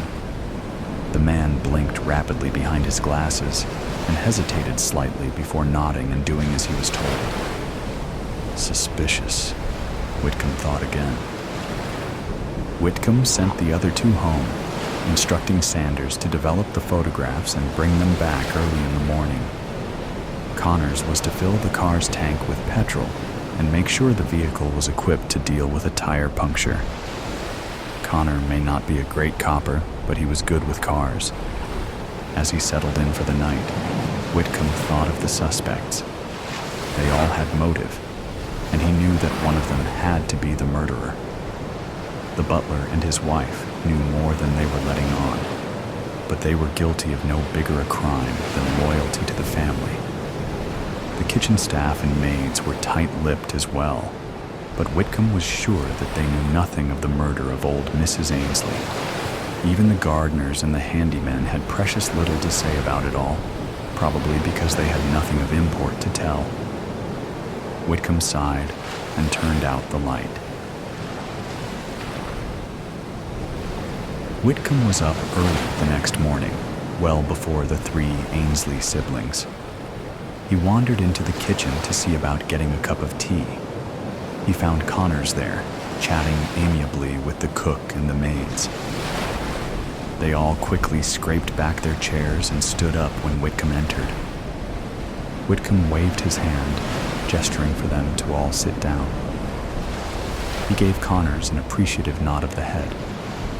The man was not lazy, he thought.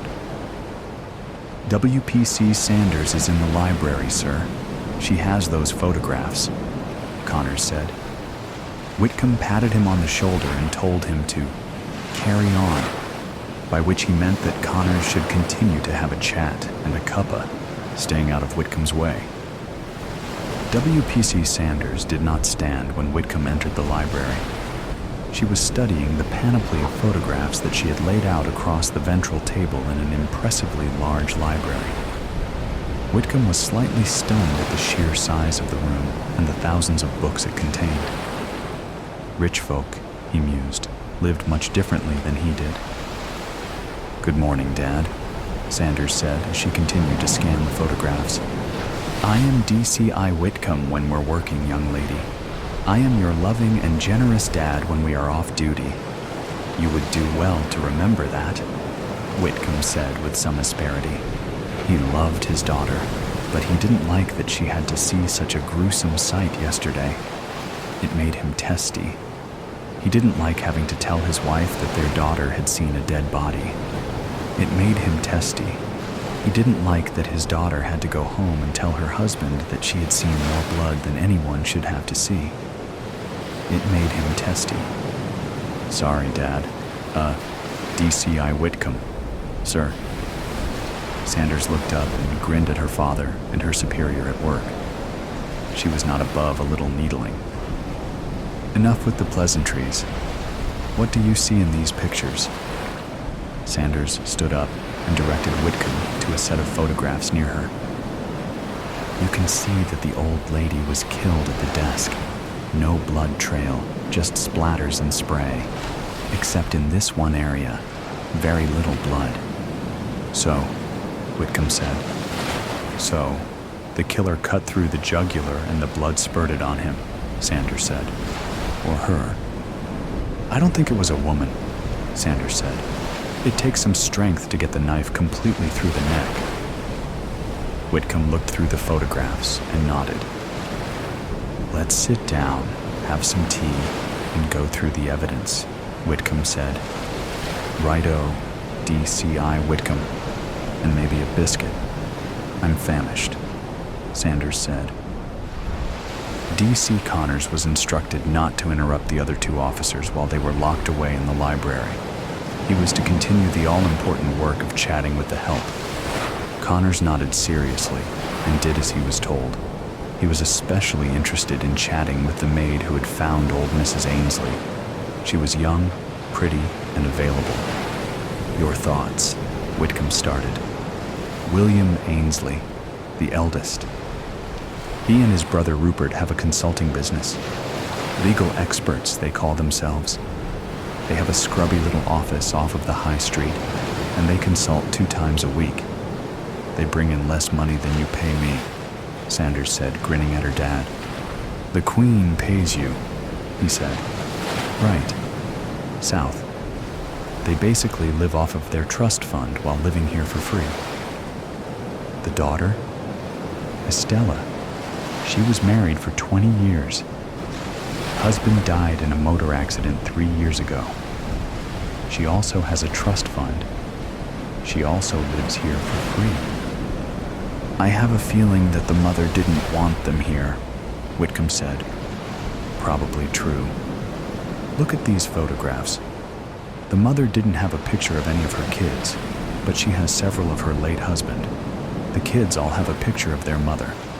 It's the exact same picture. Someone had copies made of a photograph, stuck them in nice silver frames, and hey presto, job done. One of them is a murderer." "True. I plump for one of the boys, Dad. They have the muscle to carry it off. I'm not your dad right now. Also, whoever the killer is has bloody clothes to dispose of and a guilty conscience to assuage." Sanders nodded, then looked at her dad. She knew what was coming. Did you ask them? Whitcomb nodded. And? William claims that Rupert had to have done it. Rupert swears that Estella has a murderous streak in her and that she did it. Estella knows in her heart that William is the type to kill the old lady. Convenient, Sanders said. Quite. So, we need to find some bloody clothes. Maybe try to get one of the staff to tell us more than they have so far, Sanders said. A voice spoke from the entrance to the library. I don't reckon you'll find any bloody clothes, or the killer. Sanders and Whitcomb looked up, surprised. Surprise turned to amazement. D.C. Connors strode into the library and sat down, looking at his comrades. Explain yourself, Connors, Whitcomb said severely. He didn't like that Connor had come into the library unawares, and he especially didn't like what Connors said. Connors plopped a book on the table, leaned forward, and spoke. I was questioning that maid what saw the body. Jenny, you see? Strolling through the garden. I saw you two lovebirds. Sanders poked at Connors. Like I says, Connors continued, unperturbed. I was asking her about this and that. Lovely girl. We're going to the cinema Sunday afternoon. That's her afternoon off. Connors. Be a good lad and act like a copper, Whitcomb said sternly. Right. So we get to talking about books. She has this cracking good book here, and she hands it to me. It's a murder mystery set on a train. The Oriental Express. The Orient Express, Sanders said, reading the title. That one, yeah. Anyway, what happened was, there's a murder on the train. Turns out all the people on the train had a hand in killing this bloke what killed a baby. This dandified detective figures it out. Frenchman, I think. Belgian, Whitcomb muttered. So there's the story. The book belongs to the family. Jenny tells me that all the kids read it. The butler, too. Okay, so we continue to walk. I find a burn pile near the gardener's cottages. I dig through it and find burnt clothes. I tell her I got to get back and tell you. So we start back. Well, soon as we leave, I spot a gardener stoking up that fire again. I rush back, but it's too late. Everything is ashes by now. Continue, Whitcomb said softly. He had a sinking feeling in the pit of his stomach. Well, sir, then there's the lawyer chap. The what? The lawyer chappie for the old lady. The old lady called him on the blower and told him to step on down here on Wednesday. She wanted to substantially alternate her will. Alter. Yes, sir, that one. The kids all were there in the living room and they all heard the call to the lawyer chap. So did the butler. And then the kids all go to the library and shut the door. They're in there for a couple of hours. Which is strange, Jenny says, because they don't really like each other all that much. South, that's that. Whitcomb and Sanders nodded, deep dejection on their faces. They were all in on it, including the help. Yes, sir. Jenny tells me the old lady was miserly and didn't pay them much at all, but the kids always gave them money to help them out. Jenny in on it too? Sanders asked. I reckon so, but I still like her. We're stepping out and don't try to stop me, Connors said determinedly. She's guilty of murder, Whitcomb said. I don't reckon she stuck the old lady, Connors said. She knows who did it, boy. I reckon I'm fine with that. I have to let you go then. I can't have a man on the force who knows wrongdoing and lets it go. Connors nodded. I'll work for my dad. Good money to be had in fixing automobiles. It all fit. Everyone colluded to kill the old lady. Everyone was guilty. Nothing, though, could be proven. The murderers were known, yet escaped the justice of the law. They did not escape karmic justice, however. Within a year, all of the siblings were dead. Both boys died from eating tainted fish paste. The woman fell down the stairs of the mansion and died of a broken neck. All of the deaths were suspicious, but nothing could be proven. Curiously, Jenny produced evidence in the form of letters from her father and her mother, a former scullery maid at the Ainsley residence, that showed she was the illegitimate daughter of the late Mr. Ainsley. These letters were produced a few days after the death of the last sibling. She inherited everything. Jenny and ex-PC Connors were married soon thereafter. DCY Whitcomb and WPC Sanders did not attend the wedding, of course. They did not care to consort with murderers. A life of regret. When Raj had stealthily installed the iSpy 200 Vision Plus device on his wife's prescription glasses 2 weeks ago, he had no idea the device would enable him to watch and hear from her perspective. In a way, relive her last day alive. It was this morning Raj had received the Blue Dart courier with the pen drive containing the recording of the last day of Mira's life, her first and only day of wearing her glasses with the iSpy installed, just before the horrific car accident in which her car had been hit on the rear by another fast-moving vehicle. The police believed it to be a truck or a bus. Mira's Ford Endeavor had spiraled out of control and plunged into the river beside the road where she had drowned before she could be rescued. When her car had been pulled out, Raj had collected her things, including her glasses, and sent them to the technical facility of the iSpy Corporation in Mumbai, where the team had extracted the audio and video recorded on the device and mailed the file to Raj on a pen drive, along with a hefty check for their services. Taking a deep breath, Raj poured himself a glass of Sauvignon Blanc, which also happened to be Mira's favorite wine, for he needed his courage for what he was about to do. 3 large gulps and soothing warmth in his throat equipped him the nerve to plug in the pen drive and click on the folder dated July 24th, 2021. Wondering what their 16-year-old daughter Hina would think of this blatant breach of his wife's privacy, Raj pressed the play key. The world came into focus with dainty hands with black painted fingernails, placing the glasses over a nose. The camera panned to the left and focused on the other side of the bed, where a portly man lay sleeping with his mouth slightly agape. Raj watched the laptop screen with his heart racing as Mira leaned closer and kissed his bearded face before wrapping her gown around her body and proceeding towards the bathroom. He paused and watched the affectionate gesture again, frowning.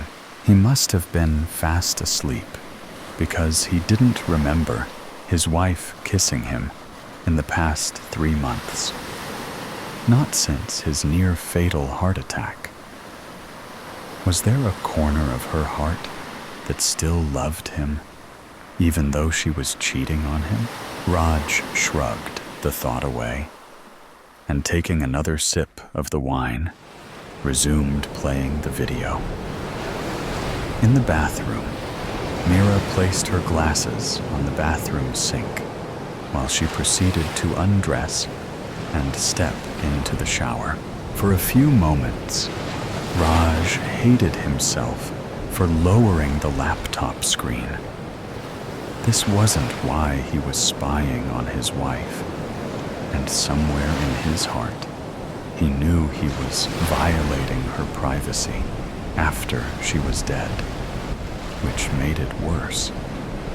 But then he lifted the screen once again to watch his wife bathing, still as glorious at 43 as she was 20 years ago when they had first met.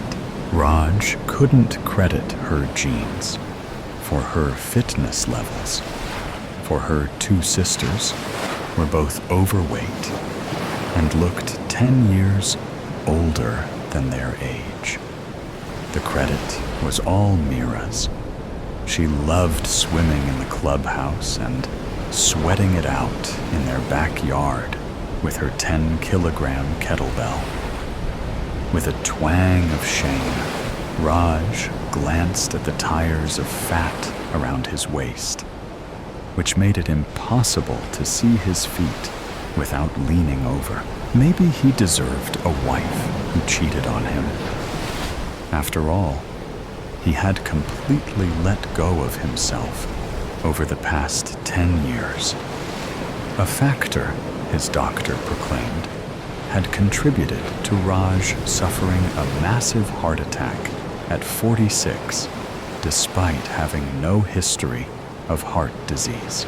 Mira put on her glasses as she emerged from the bathroom and got dressed in a navy blue suit for her office meeting. Each Monday, she had a meeting with her boss, a man she detested, but tolerated because it allowed her to provide for her family.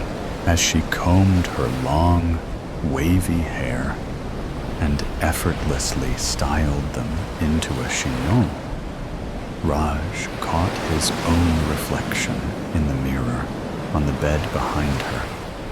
A middle-aged, unshaven, unemployed man perched on the edge of the bed, wistfully watching his beautiful and successful wife, who was everything he wasn't. Did he feel resentful towards her?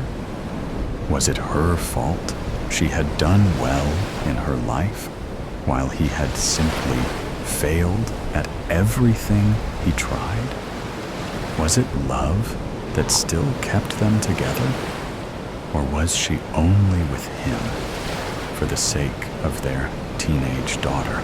"I'm going to be late today," she said, without glancing at her husband. Today's the last date for the submission of the RFP response, and Khanna would expect me to finish it before I finish my day. "How late?" he asked desolately. "Late," she said firmly, giving him an icy stare. "Eat your dinner if I'm not home by 8. I hope you can manage to feed yourself and Hina." It was more of a statement than a question. Raj heaved himself from the bed with much effort. "Let me get breakfast started. I'll eat in the office. Anyway, I can't eat anything before my Monday morning meeting, you know that." Through the camera, Raj saw his own sorry figure as Mira grabbed her purse and laptop bag and left the room without another word to him. She paused by their daughter's room, and after a perfunctory knock, opened the door and stepped in, closing the door behind her. Raj remembered sticking his ear to the door, eavesdropping on their conversation. But all he had heard were some muffled noises, as though they were deliberately trying to keep their voices down. It had started 2 months ago, when one night, Raj had woken up to find his wife's side of the bed empty and loud arguing noises coming from their daughter's room. As he had tiptoed to Hina's room, he heard his wife yelling, "Do you know how old you are? I'm 16. I'm not a child anymore. You're just 16. You're still a child. You cannot do this." "I can, and I will," the daughter had argued back. "I forbid you." And on and on. The argument had fired back and forth between mother and daughter until Raj had stepped into the room and both had frozen and then sputtered an apology for waking him up. Docilely, Hina had apologized to her mother, and Mira had embraced her daughter. But Raj had sensed that it was just a temporary ceasefire owing to his heart condition, and the real issue between mother and daughter was not yet resolved. When he had probed about the subject of the argument, both had dilly-dallied without giving him the truth. While he appreciated their concern for his health, Raj wanted to be part of important discussions affecting their daughter and wasn't happy with being left out. Now he watched keenly as Mira stood facing their daughter, Hina, who was still in bed, as it was early for school. "Good morning, sweetheart," Mira said warmly. Hina, a scrawny 16-year-old girl with crazy curly hair, mumbled a good morning from under the covers. "I was leaving for office. I wanted to talk to you before I go," said Mira, sitting on the edge of the bed. Hina sat up on the bed, rubbing her eyes. "Yes, Mom. Is everything okay? Is Dad okay?" Raj's heart swelled with happiness at the concern he heard in his daughter's voice for his health. While not the most affectionate or expressive person in the room, Hina did show her love occasionally through her gestures. Mira sighed deeply. "Your dad's fine. He's recovering, you know. We can't let anything stress him out." Raj thought Hina looked away guiltily at her mother's words. "You know what I'm talking about, right?" Mira pressed on. "Yes, Mom. Have you met him again? Outside classes?" "No." "Are you sure?" "Of course I'm sure, Mom." Mira's gaze dropped to the bed cover, and her delicate fingers smoothed out the covers. "I know you went to his house on Friday." Hina's expression was that of a deer caught in the headlights. I went to his house to say goodbye," she stammered. Mira's sigh was deep and audible. "I want to believe you. Really, I do. But I can't. You've broken my trust, Hina." Hina was now almost in tears. "I'm so sorry, Mom. But really, I had gone to his house for the last goodbye. I'll never see him again. Except at school, of course, where I can't avoid him." "Good. You know, once your dad is better, we'll do something to fix this problem permanently." Hina's ears perked up at the suggestion. "What do you mean, Mom?"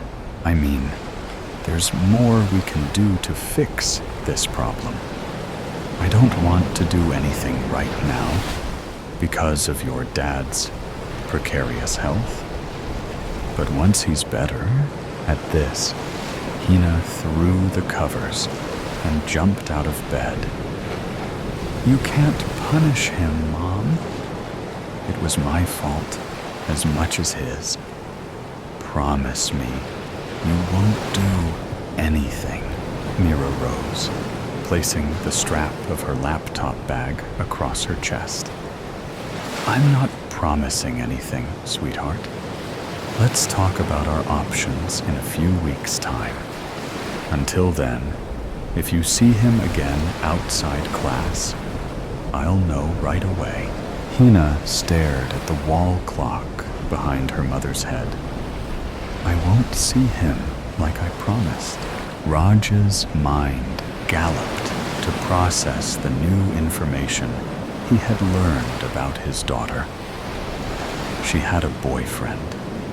Apparently, a boy from her class. Was that the reason for the strife between his wife and his daughter? Or was there more, he wondered, as he fast-forwarded the part of Mira's day where she attended her Monday morning meeting with her boss and worked in the office.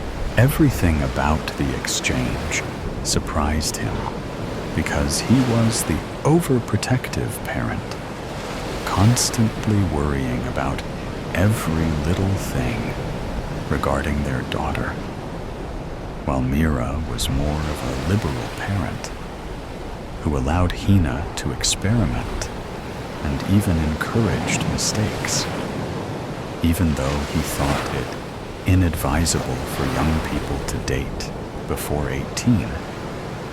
What Hina was going through was completely natural and expected. Why had his wife freaked out so much on finding out about Hina's boyfriend? Resuming the video from the point where Mira got into her Ford Endeavor after leaving office, Raj watched keenly as she checked her freshly applied lipstick in the rearview mirror and used her dainty hands to smooth her hair and tuck some wild strands behind her ear. She turned on the ignition and began driving in a direction opposite to where their home was located. When the police had questioned Raj about where his wife was returning from that fateful day, he had surmised that perhaps she had taken a detour to the market to shop for something for their daughter's upcoming 17th birthday. And maybe she had liked something, but wanted to discuss with her husband before buying the gift.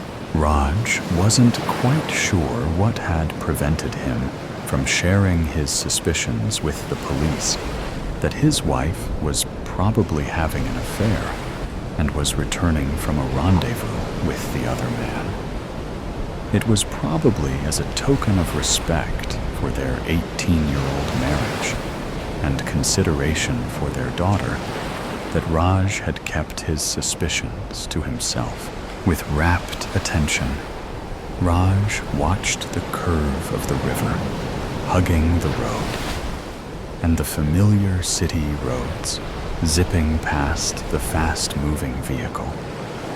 As he expected, the car moved through the South City Market and towards the residential area next to it. Mira parked the car behind a dented Mahindra XUV 500 parked in the parking space and stepped out with her purse over her shoulder.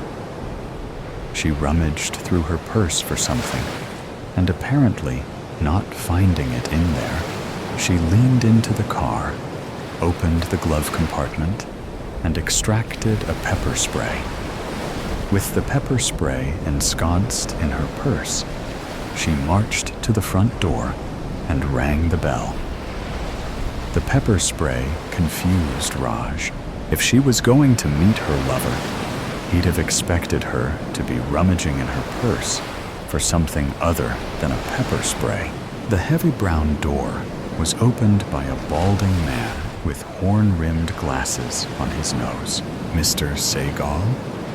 Hina's physics teacher? Was Mira having an affair with him? She detested the man and had even argued with him over some marks after the first term examination results. Nothing made sense. The man's face deflated on seeing the visitor. Raj thought Sehgal looked shocked to the point of being afraid on seeing Mira. Surprised? Said Mira. Why? Were you expecting my daughter? I don't know what you're talking about, the man stammered. I know you've been having a romantic relationship with my underage daughter. The man inhaled deeply. I have no idea what you're talking about. I have proof. Those letters you wrote to her. I found them, and I immediately knew they weren't written by a boy, but by a grown-up man. How could you do this? You're at least 50 years old. You disgust me. The man's nostrils flared with fury. Listen, you can't come to my doorstep and accuse me of something I haven't done. You need to leave, he said, beginning to close the door. Mira's ring-studded hand stopped the door from closing. I am leaving, but not before I warn you to stay away from my daughter.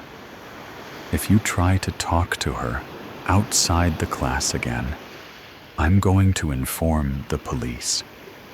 The only reason I haven't already contacted them is that Hina begged me. She begged me to let it go, and... Mira paused. The man was peering from behind the half-closed door with his narrowed eyes. And what? Mira sighed deeply. And nothing. I'm not calling the police right now because of my husband, who is ill. I don't want him to know about this mess. But if you contact my daughter again, I'll have no option but to call the police. Raj's world was spinning around him. So this was what the mother-daughter arguments were about. Now that he realized what had happened, it made perfect sense. Why then had his mind jumped to the conclusion that his wife was cheating on him, and the reason Hina was arguing with her mother was that she had somehow found out about her mother's affair? How could he have been so naive to jump to a disturbing conclusion based on a mere happenstance? The only thing Mira was trying to do was protecting their daughter from the pedophile and protecting her sick husband from the stress of the situation. The sudden onset of guilt at suspecting his innocent wife of cheating on him and violating her privacy made Raj sick in his stomach, having half a mind to close the laptop screen. Raj continued watching what was probably the last hour of his late wife's life. Soon, she would be on her way back home, and her Ford Endeavor would be hit on the rear by a vehicle that would send her spinning towards the river and to her death.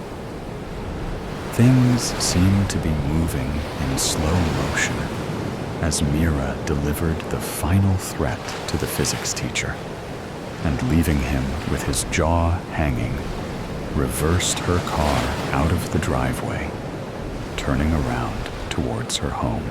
As she drove on the highway next to the river, Raj kept his gaze on her rearview mirror, his heart racing.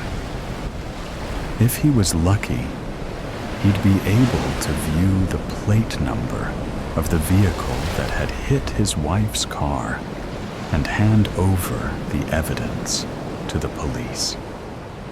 With his heart in his throat, Raj watched several large vehicles on the highway approaching his wife's car, and some of them overtaking it. Resisting an urge to tightly shut his eyes, Raj continued watching the last few minutes of his wife's life. What must be going on in her mind at the time, he wondered.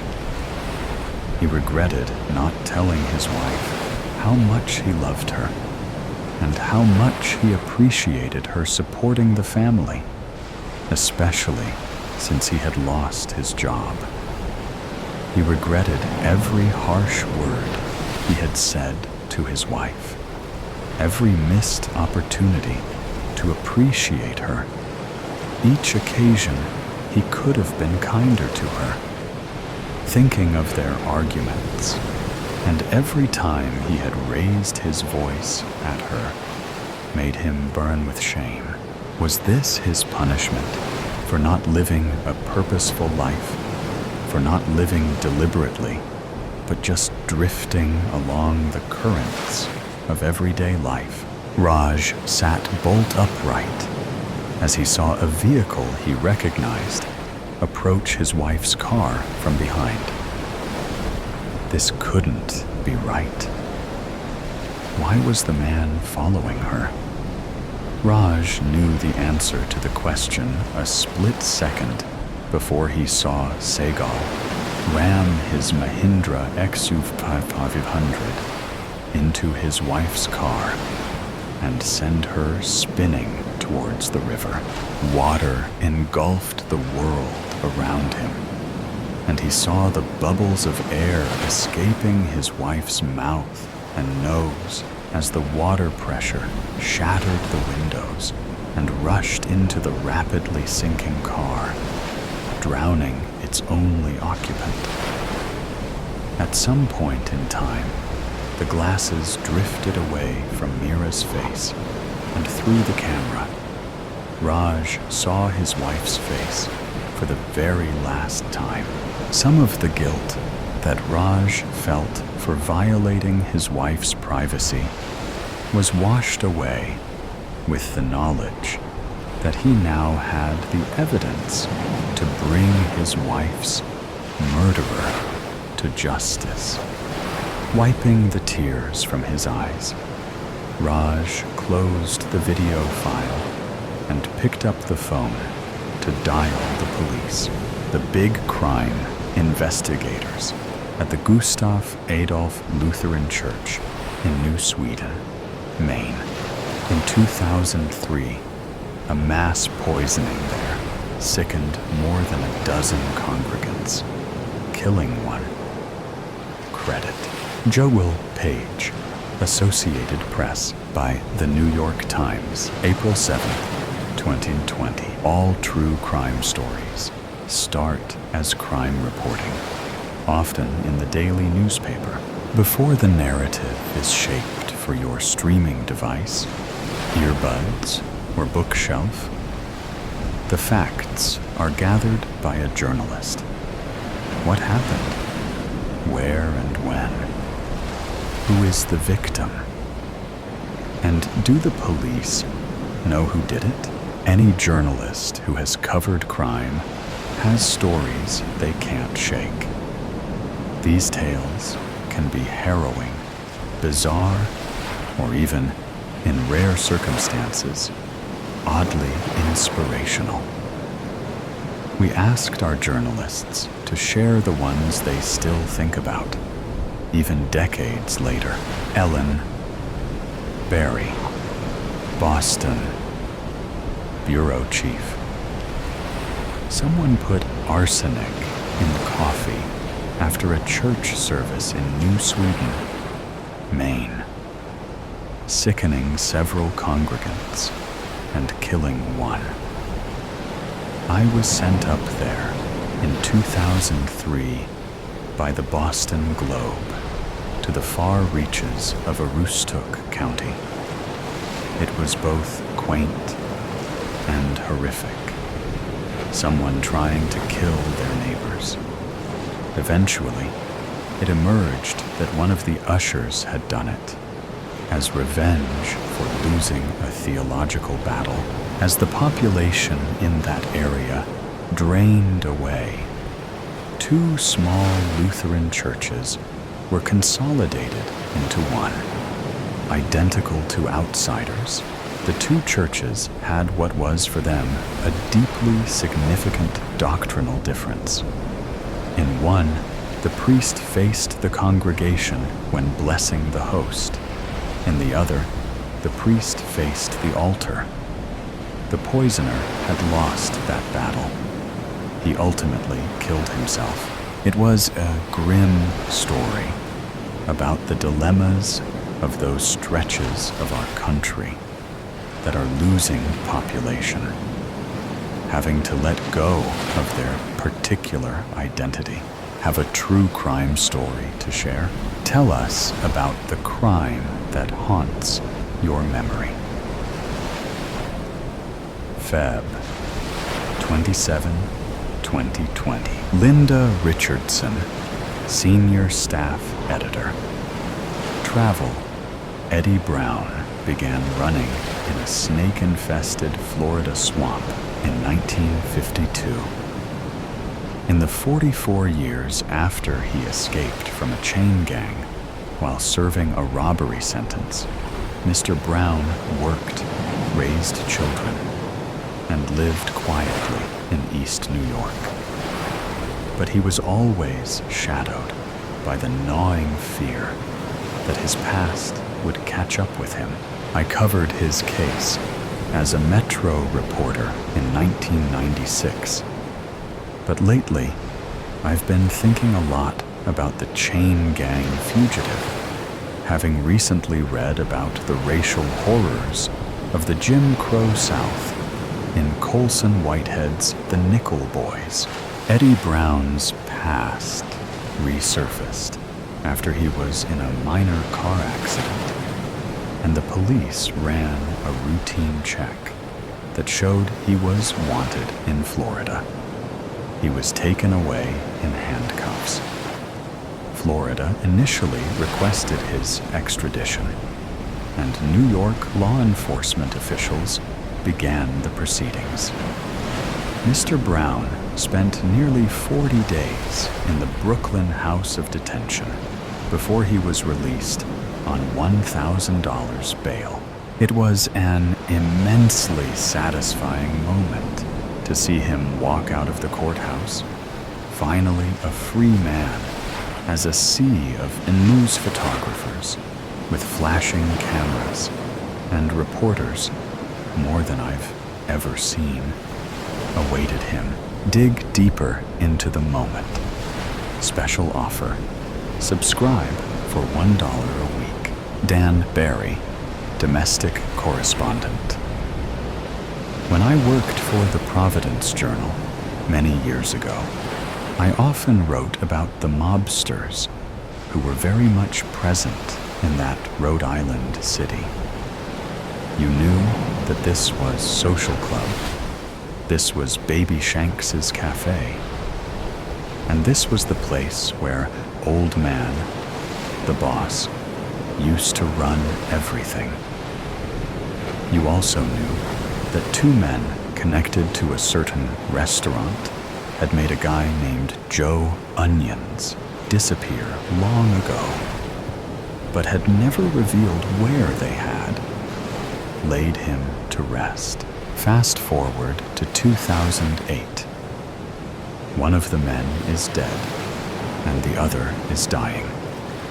The police pick him up on a nickel and dime charge and ask for the umpteenth time, where is Joe Onions buried? To their shock, he agrees to spill. I have strong ties still to the state, and when I heard about this case, it sounded like a short story about an old wise guy who decides to go out by doing the right thing. I had to write it. Nicholas, domestic correspondent, investigations. The century-old department store stands 8 stories tall, but looms even larger in the German consciousness. A short walk from the old New York Times bureau where I worked in West Berlin. The luxurious shopping destination is a symbol both of Berlin's roaring 20s and the country's post-war economic miracle. So when I learned that there had been a jewelry heist, with the thieves caught on the surveillance camera, lowering themselves into the store on a rope ladder, evading the motion detectors, and making off with millions of dollars worth of jewels, I knew it was a big crime story on the biggest stage. My contacts in the Berlin Police Department told me that the thieves had made just one mistake, leaving behind a glove at the scene with DNA inside. A good story needs a twist, but a great story boasts two.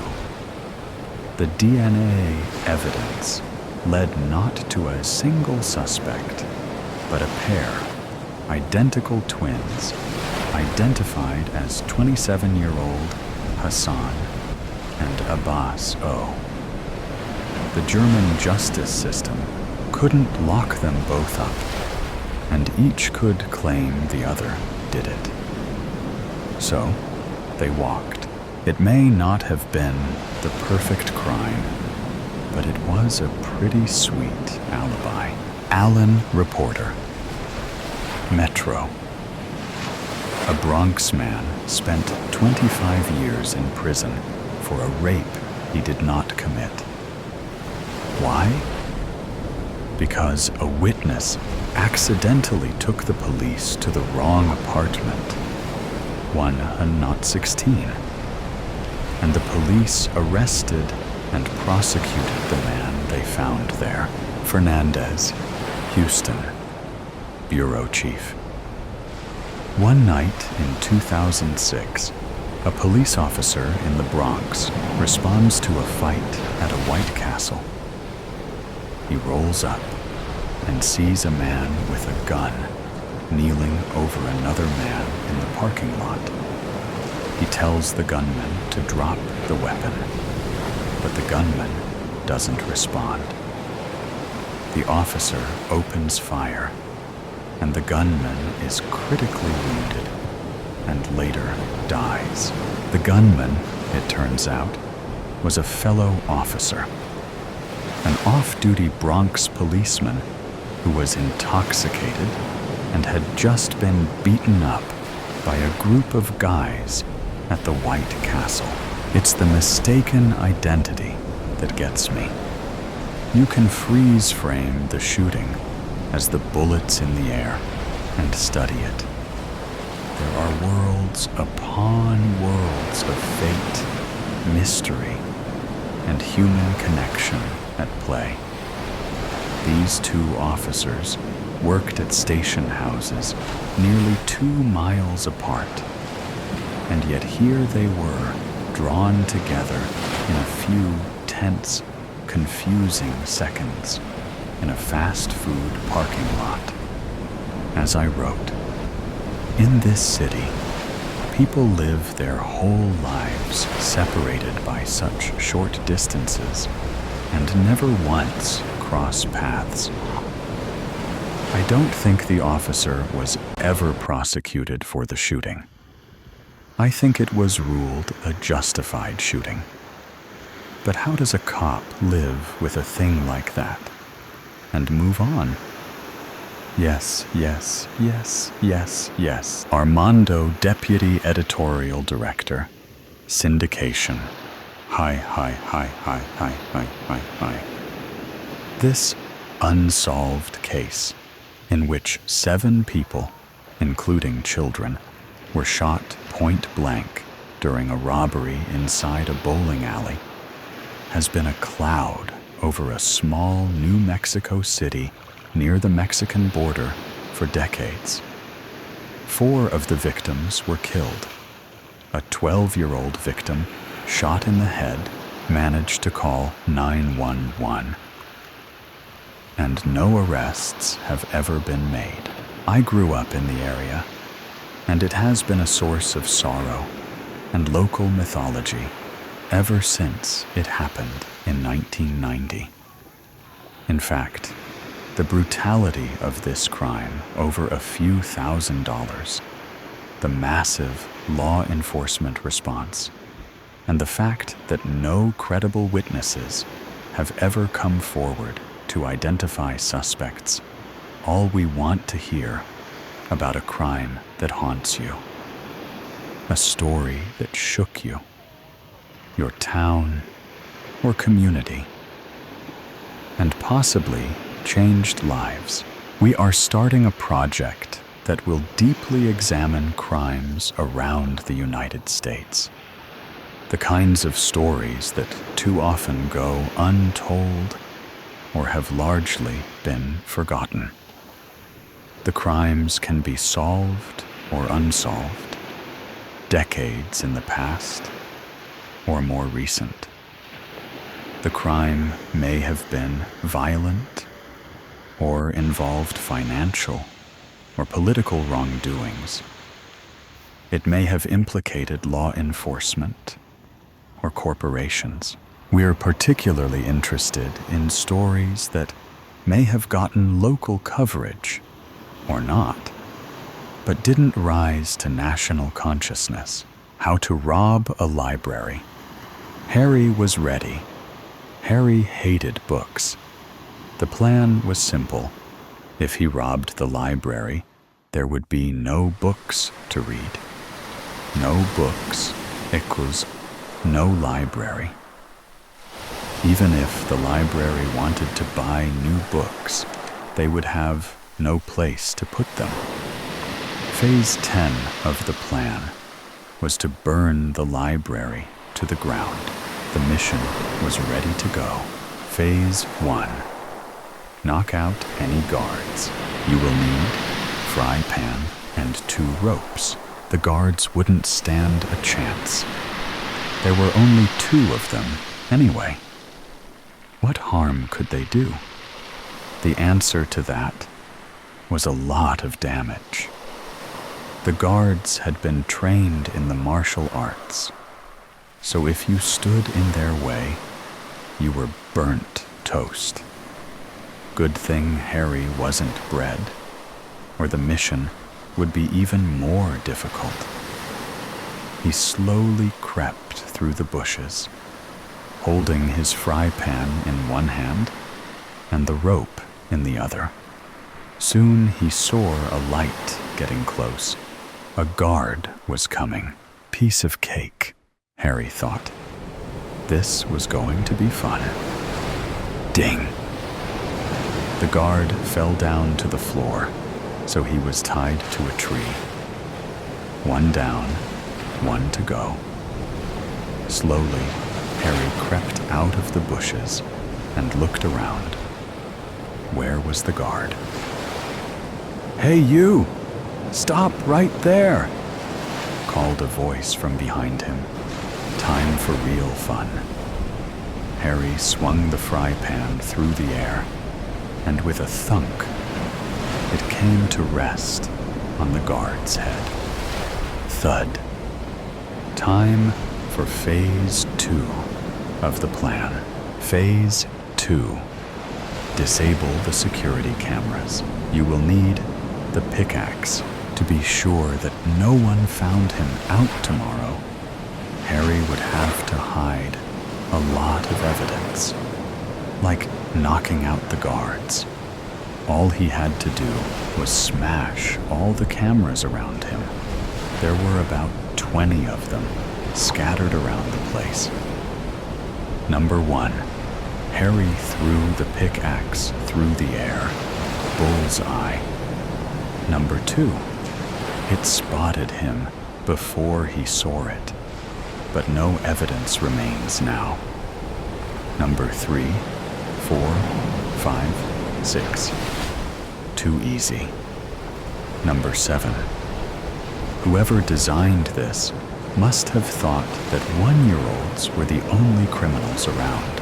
The rest were too easy to be recorded. Time for Phase 3. Phase 3. Shoot a window on the top floor of the library. You will need a gun. Harry took a deep breath.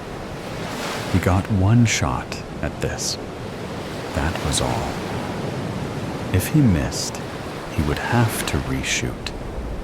Then it would be more likely people had heard the shots and come to invigilate. Ready, aim, fire. Bang. Smash. The shot couldn't have been better. The window shattered instantly. Time for Phase 4. Phase 4. Climb up the library. Don't do with adult supervision. You will need a rope. Harry took a deep breath. It was time to climb. Using all of his force, he threw the rope up to the smashed window. Then he began to climb up the library. Error in the plan. It has recently rained, and the building is now very slippery. There was no safety gear added to the list. A slip will result in being in a coffin. Harry was about halfway up the 10-meter-high building when the error came into place. He tried to take another step. He slipped and fell. Luckily, he grabbed the rope just in time, so he got away with just a few scratches. So much for a library being a safe place for kids, he thought. Finally, he reached the top. It was time for Phase 5. Phase 5. Take down the librarian. The librarian will never leave. It's post, not even after hours. You will need glue and the remaining rope. Harry looked around, knowing the librarian could be anywhere, watching him. He got to work covering the floor with glue. It was going to be a sticky trap to fall into. Time to do the fun bit. Make noise. One thing you should know about librarians is they hate noise. Shh is one of their favorite words to use. So, noise would be the bait to the trap. Harry counted to 3, and then, boom. He rejected at the top of his voice. A second later, he heard footsteps coming towards him. "I'm over here!" He cried. The librarian turned around and scowled. "Come here, boy." She yielded, taking a step forward. Squelch. She soon found herself glued to the floor. Now it was time to tie her up, just for the fun of it. Time for Phase 6. Phase 6. Rob the books. You will need a sack. Harry did that immediately, so I won't record that. Phase 7. Get ready to set the fire. You will need some of the stolen goods and petrol. Fun was rising in Harry's soul. Time to get ready for the fire. He walked up to the tied librarian and grinned. Then he ripped some of the books to shreds. Then he sprinkled them all around the room. That was just the beginning. Time for the petrol. Harry ran around the room, pouring it everywhere. The librarian looked furious.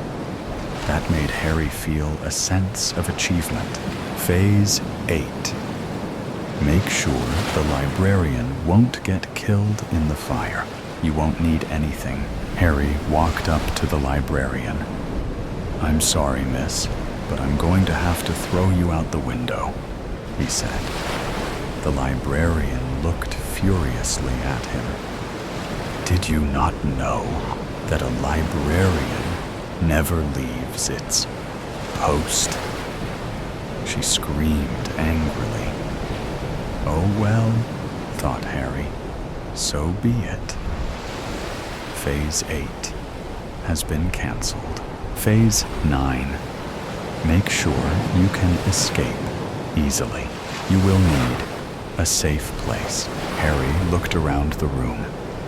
He couldn't go through the window because the rope would catch fire. He couldn't just stay here, though. He had to do something. It was then that Harry realized that there was a door to the library, so he could just escape through it. Too bad it can't be a bit dramatic, he thought. Phase 10. Light the fire. You will need the matches. Flick. Harry struck the match. Then he walked over to the petrol. Then he set the fire. He now had just 3 minutes to escape. Fire was already everywhere the eye could see. It was time for the next phase. Phase 11. Escape the library. You will need lots of luck. Without looking back at the screaming librarian, Harry raced downstairs. The fire chased him the whole way. It didn't stop until Harry wasn't out of the library. By now, the building was alight in the darkness, so the firemen and police would be here. Phase 12. Throw the sack of books in the river. You will need the sack of books. Harry raced down to the cold, dark river. It was time to get rid of the books. Without hesitation, he threw the books into the murky depths. He smiled as he watched them go. Phase 13. Act innocent. Sirens wailed as the police came to the scene. Time to do the job. Harry walked right past the police, and they didn't notice. Who would expect a kid to break into a library and murder someone anyway? For more information on how to do damage, please go to your local library, if it hasn't been burnt down, and find more of our how-to guides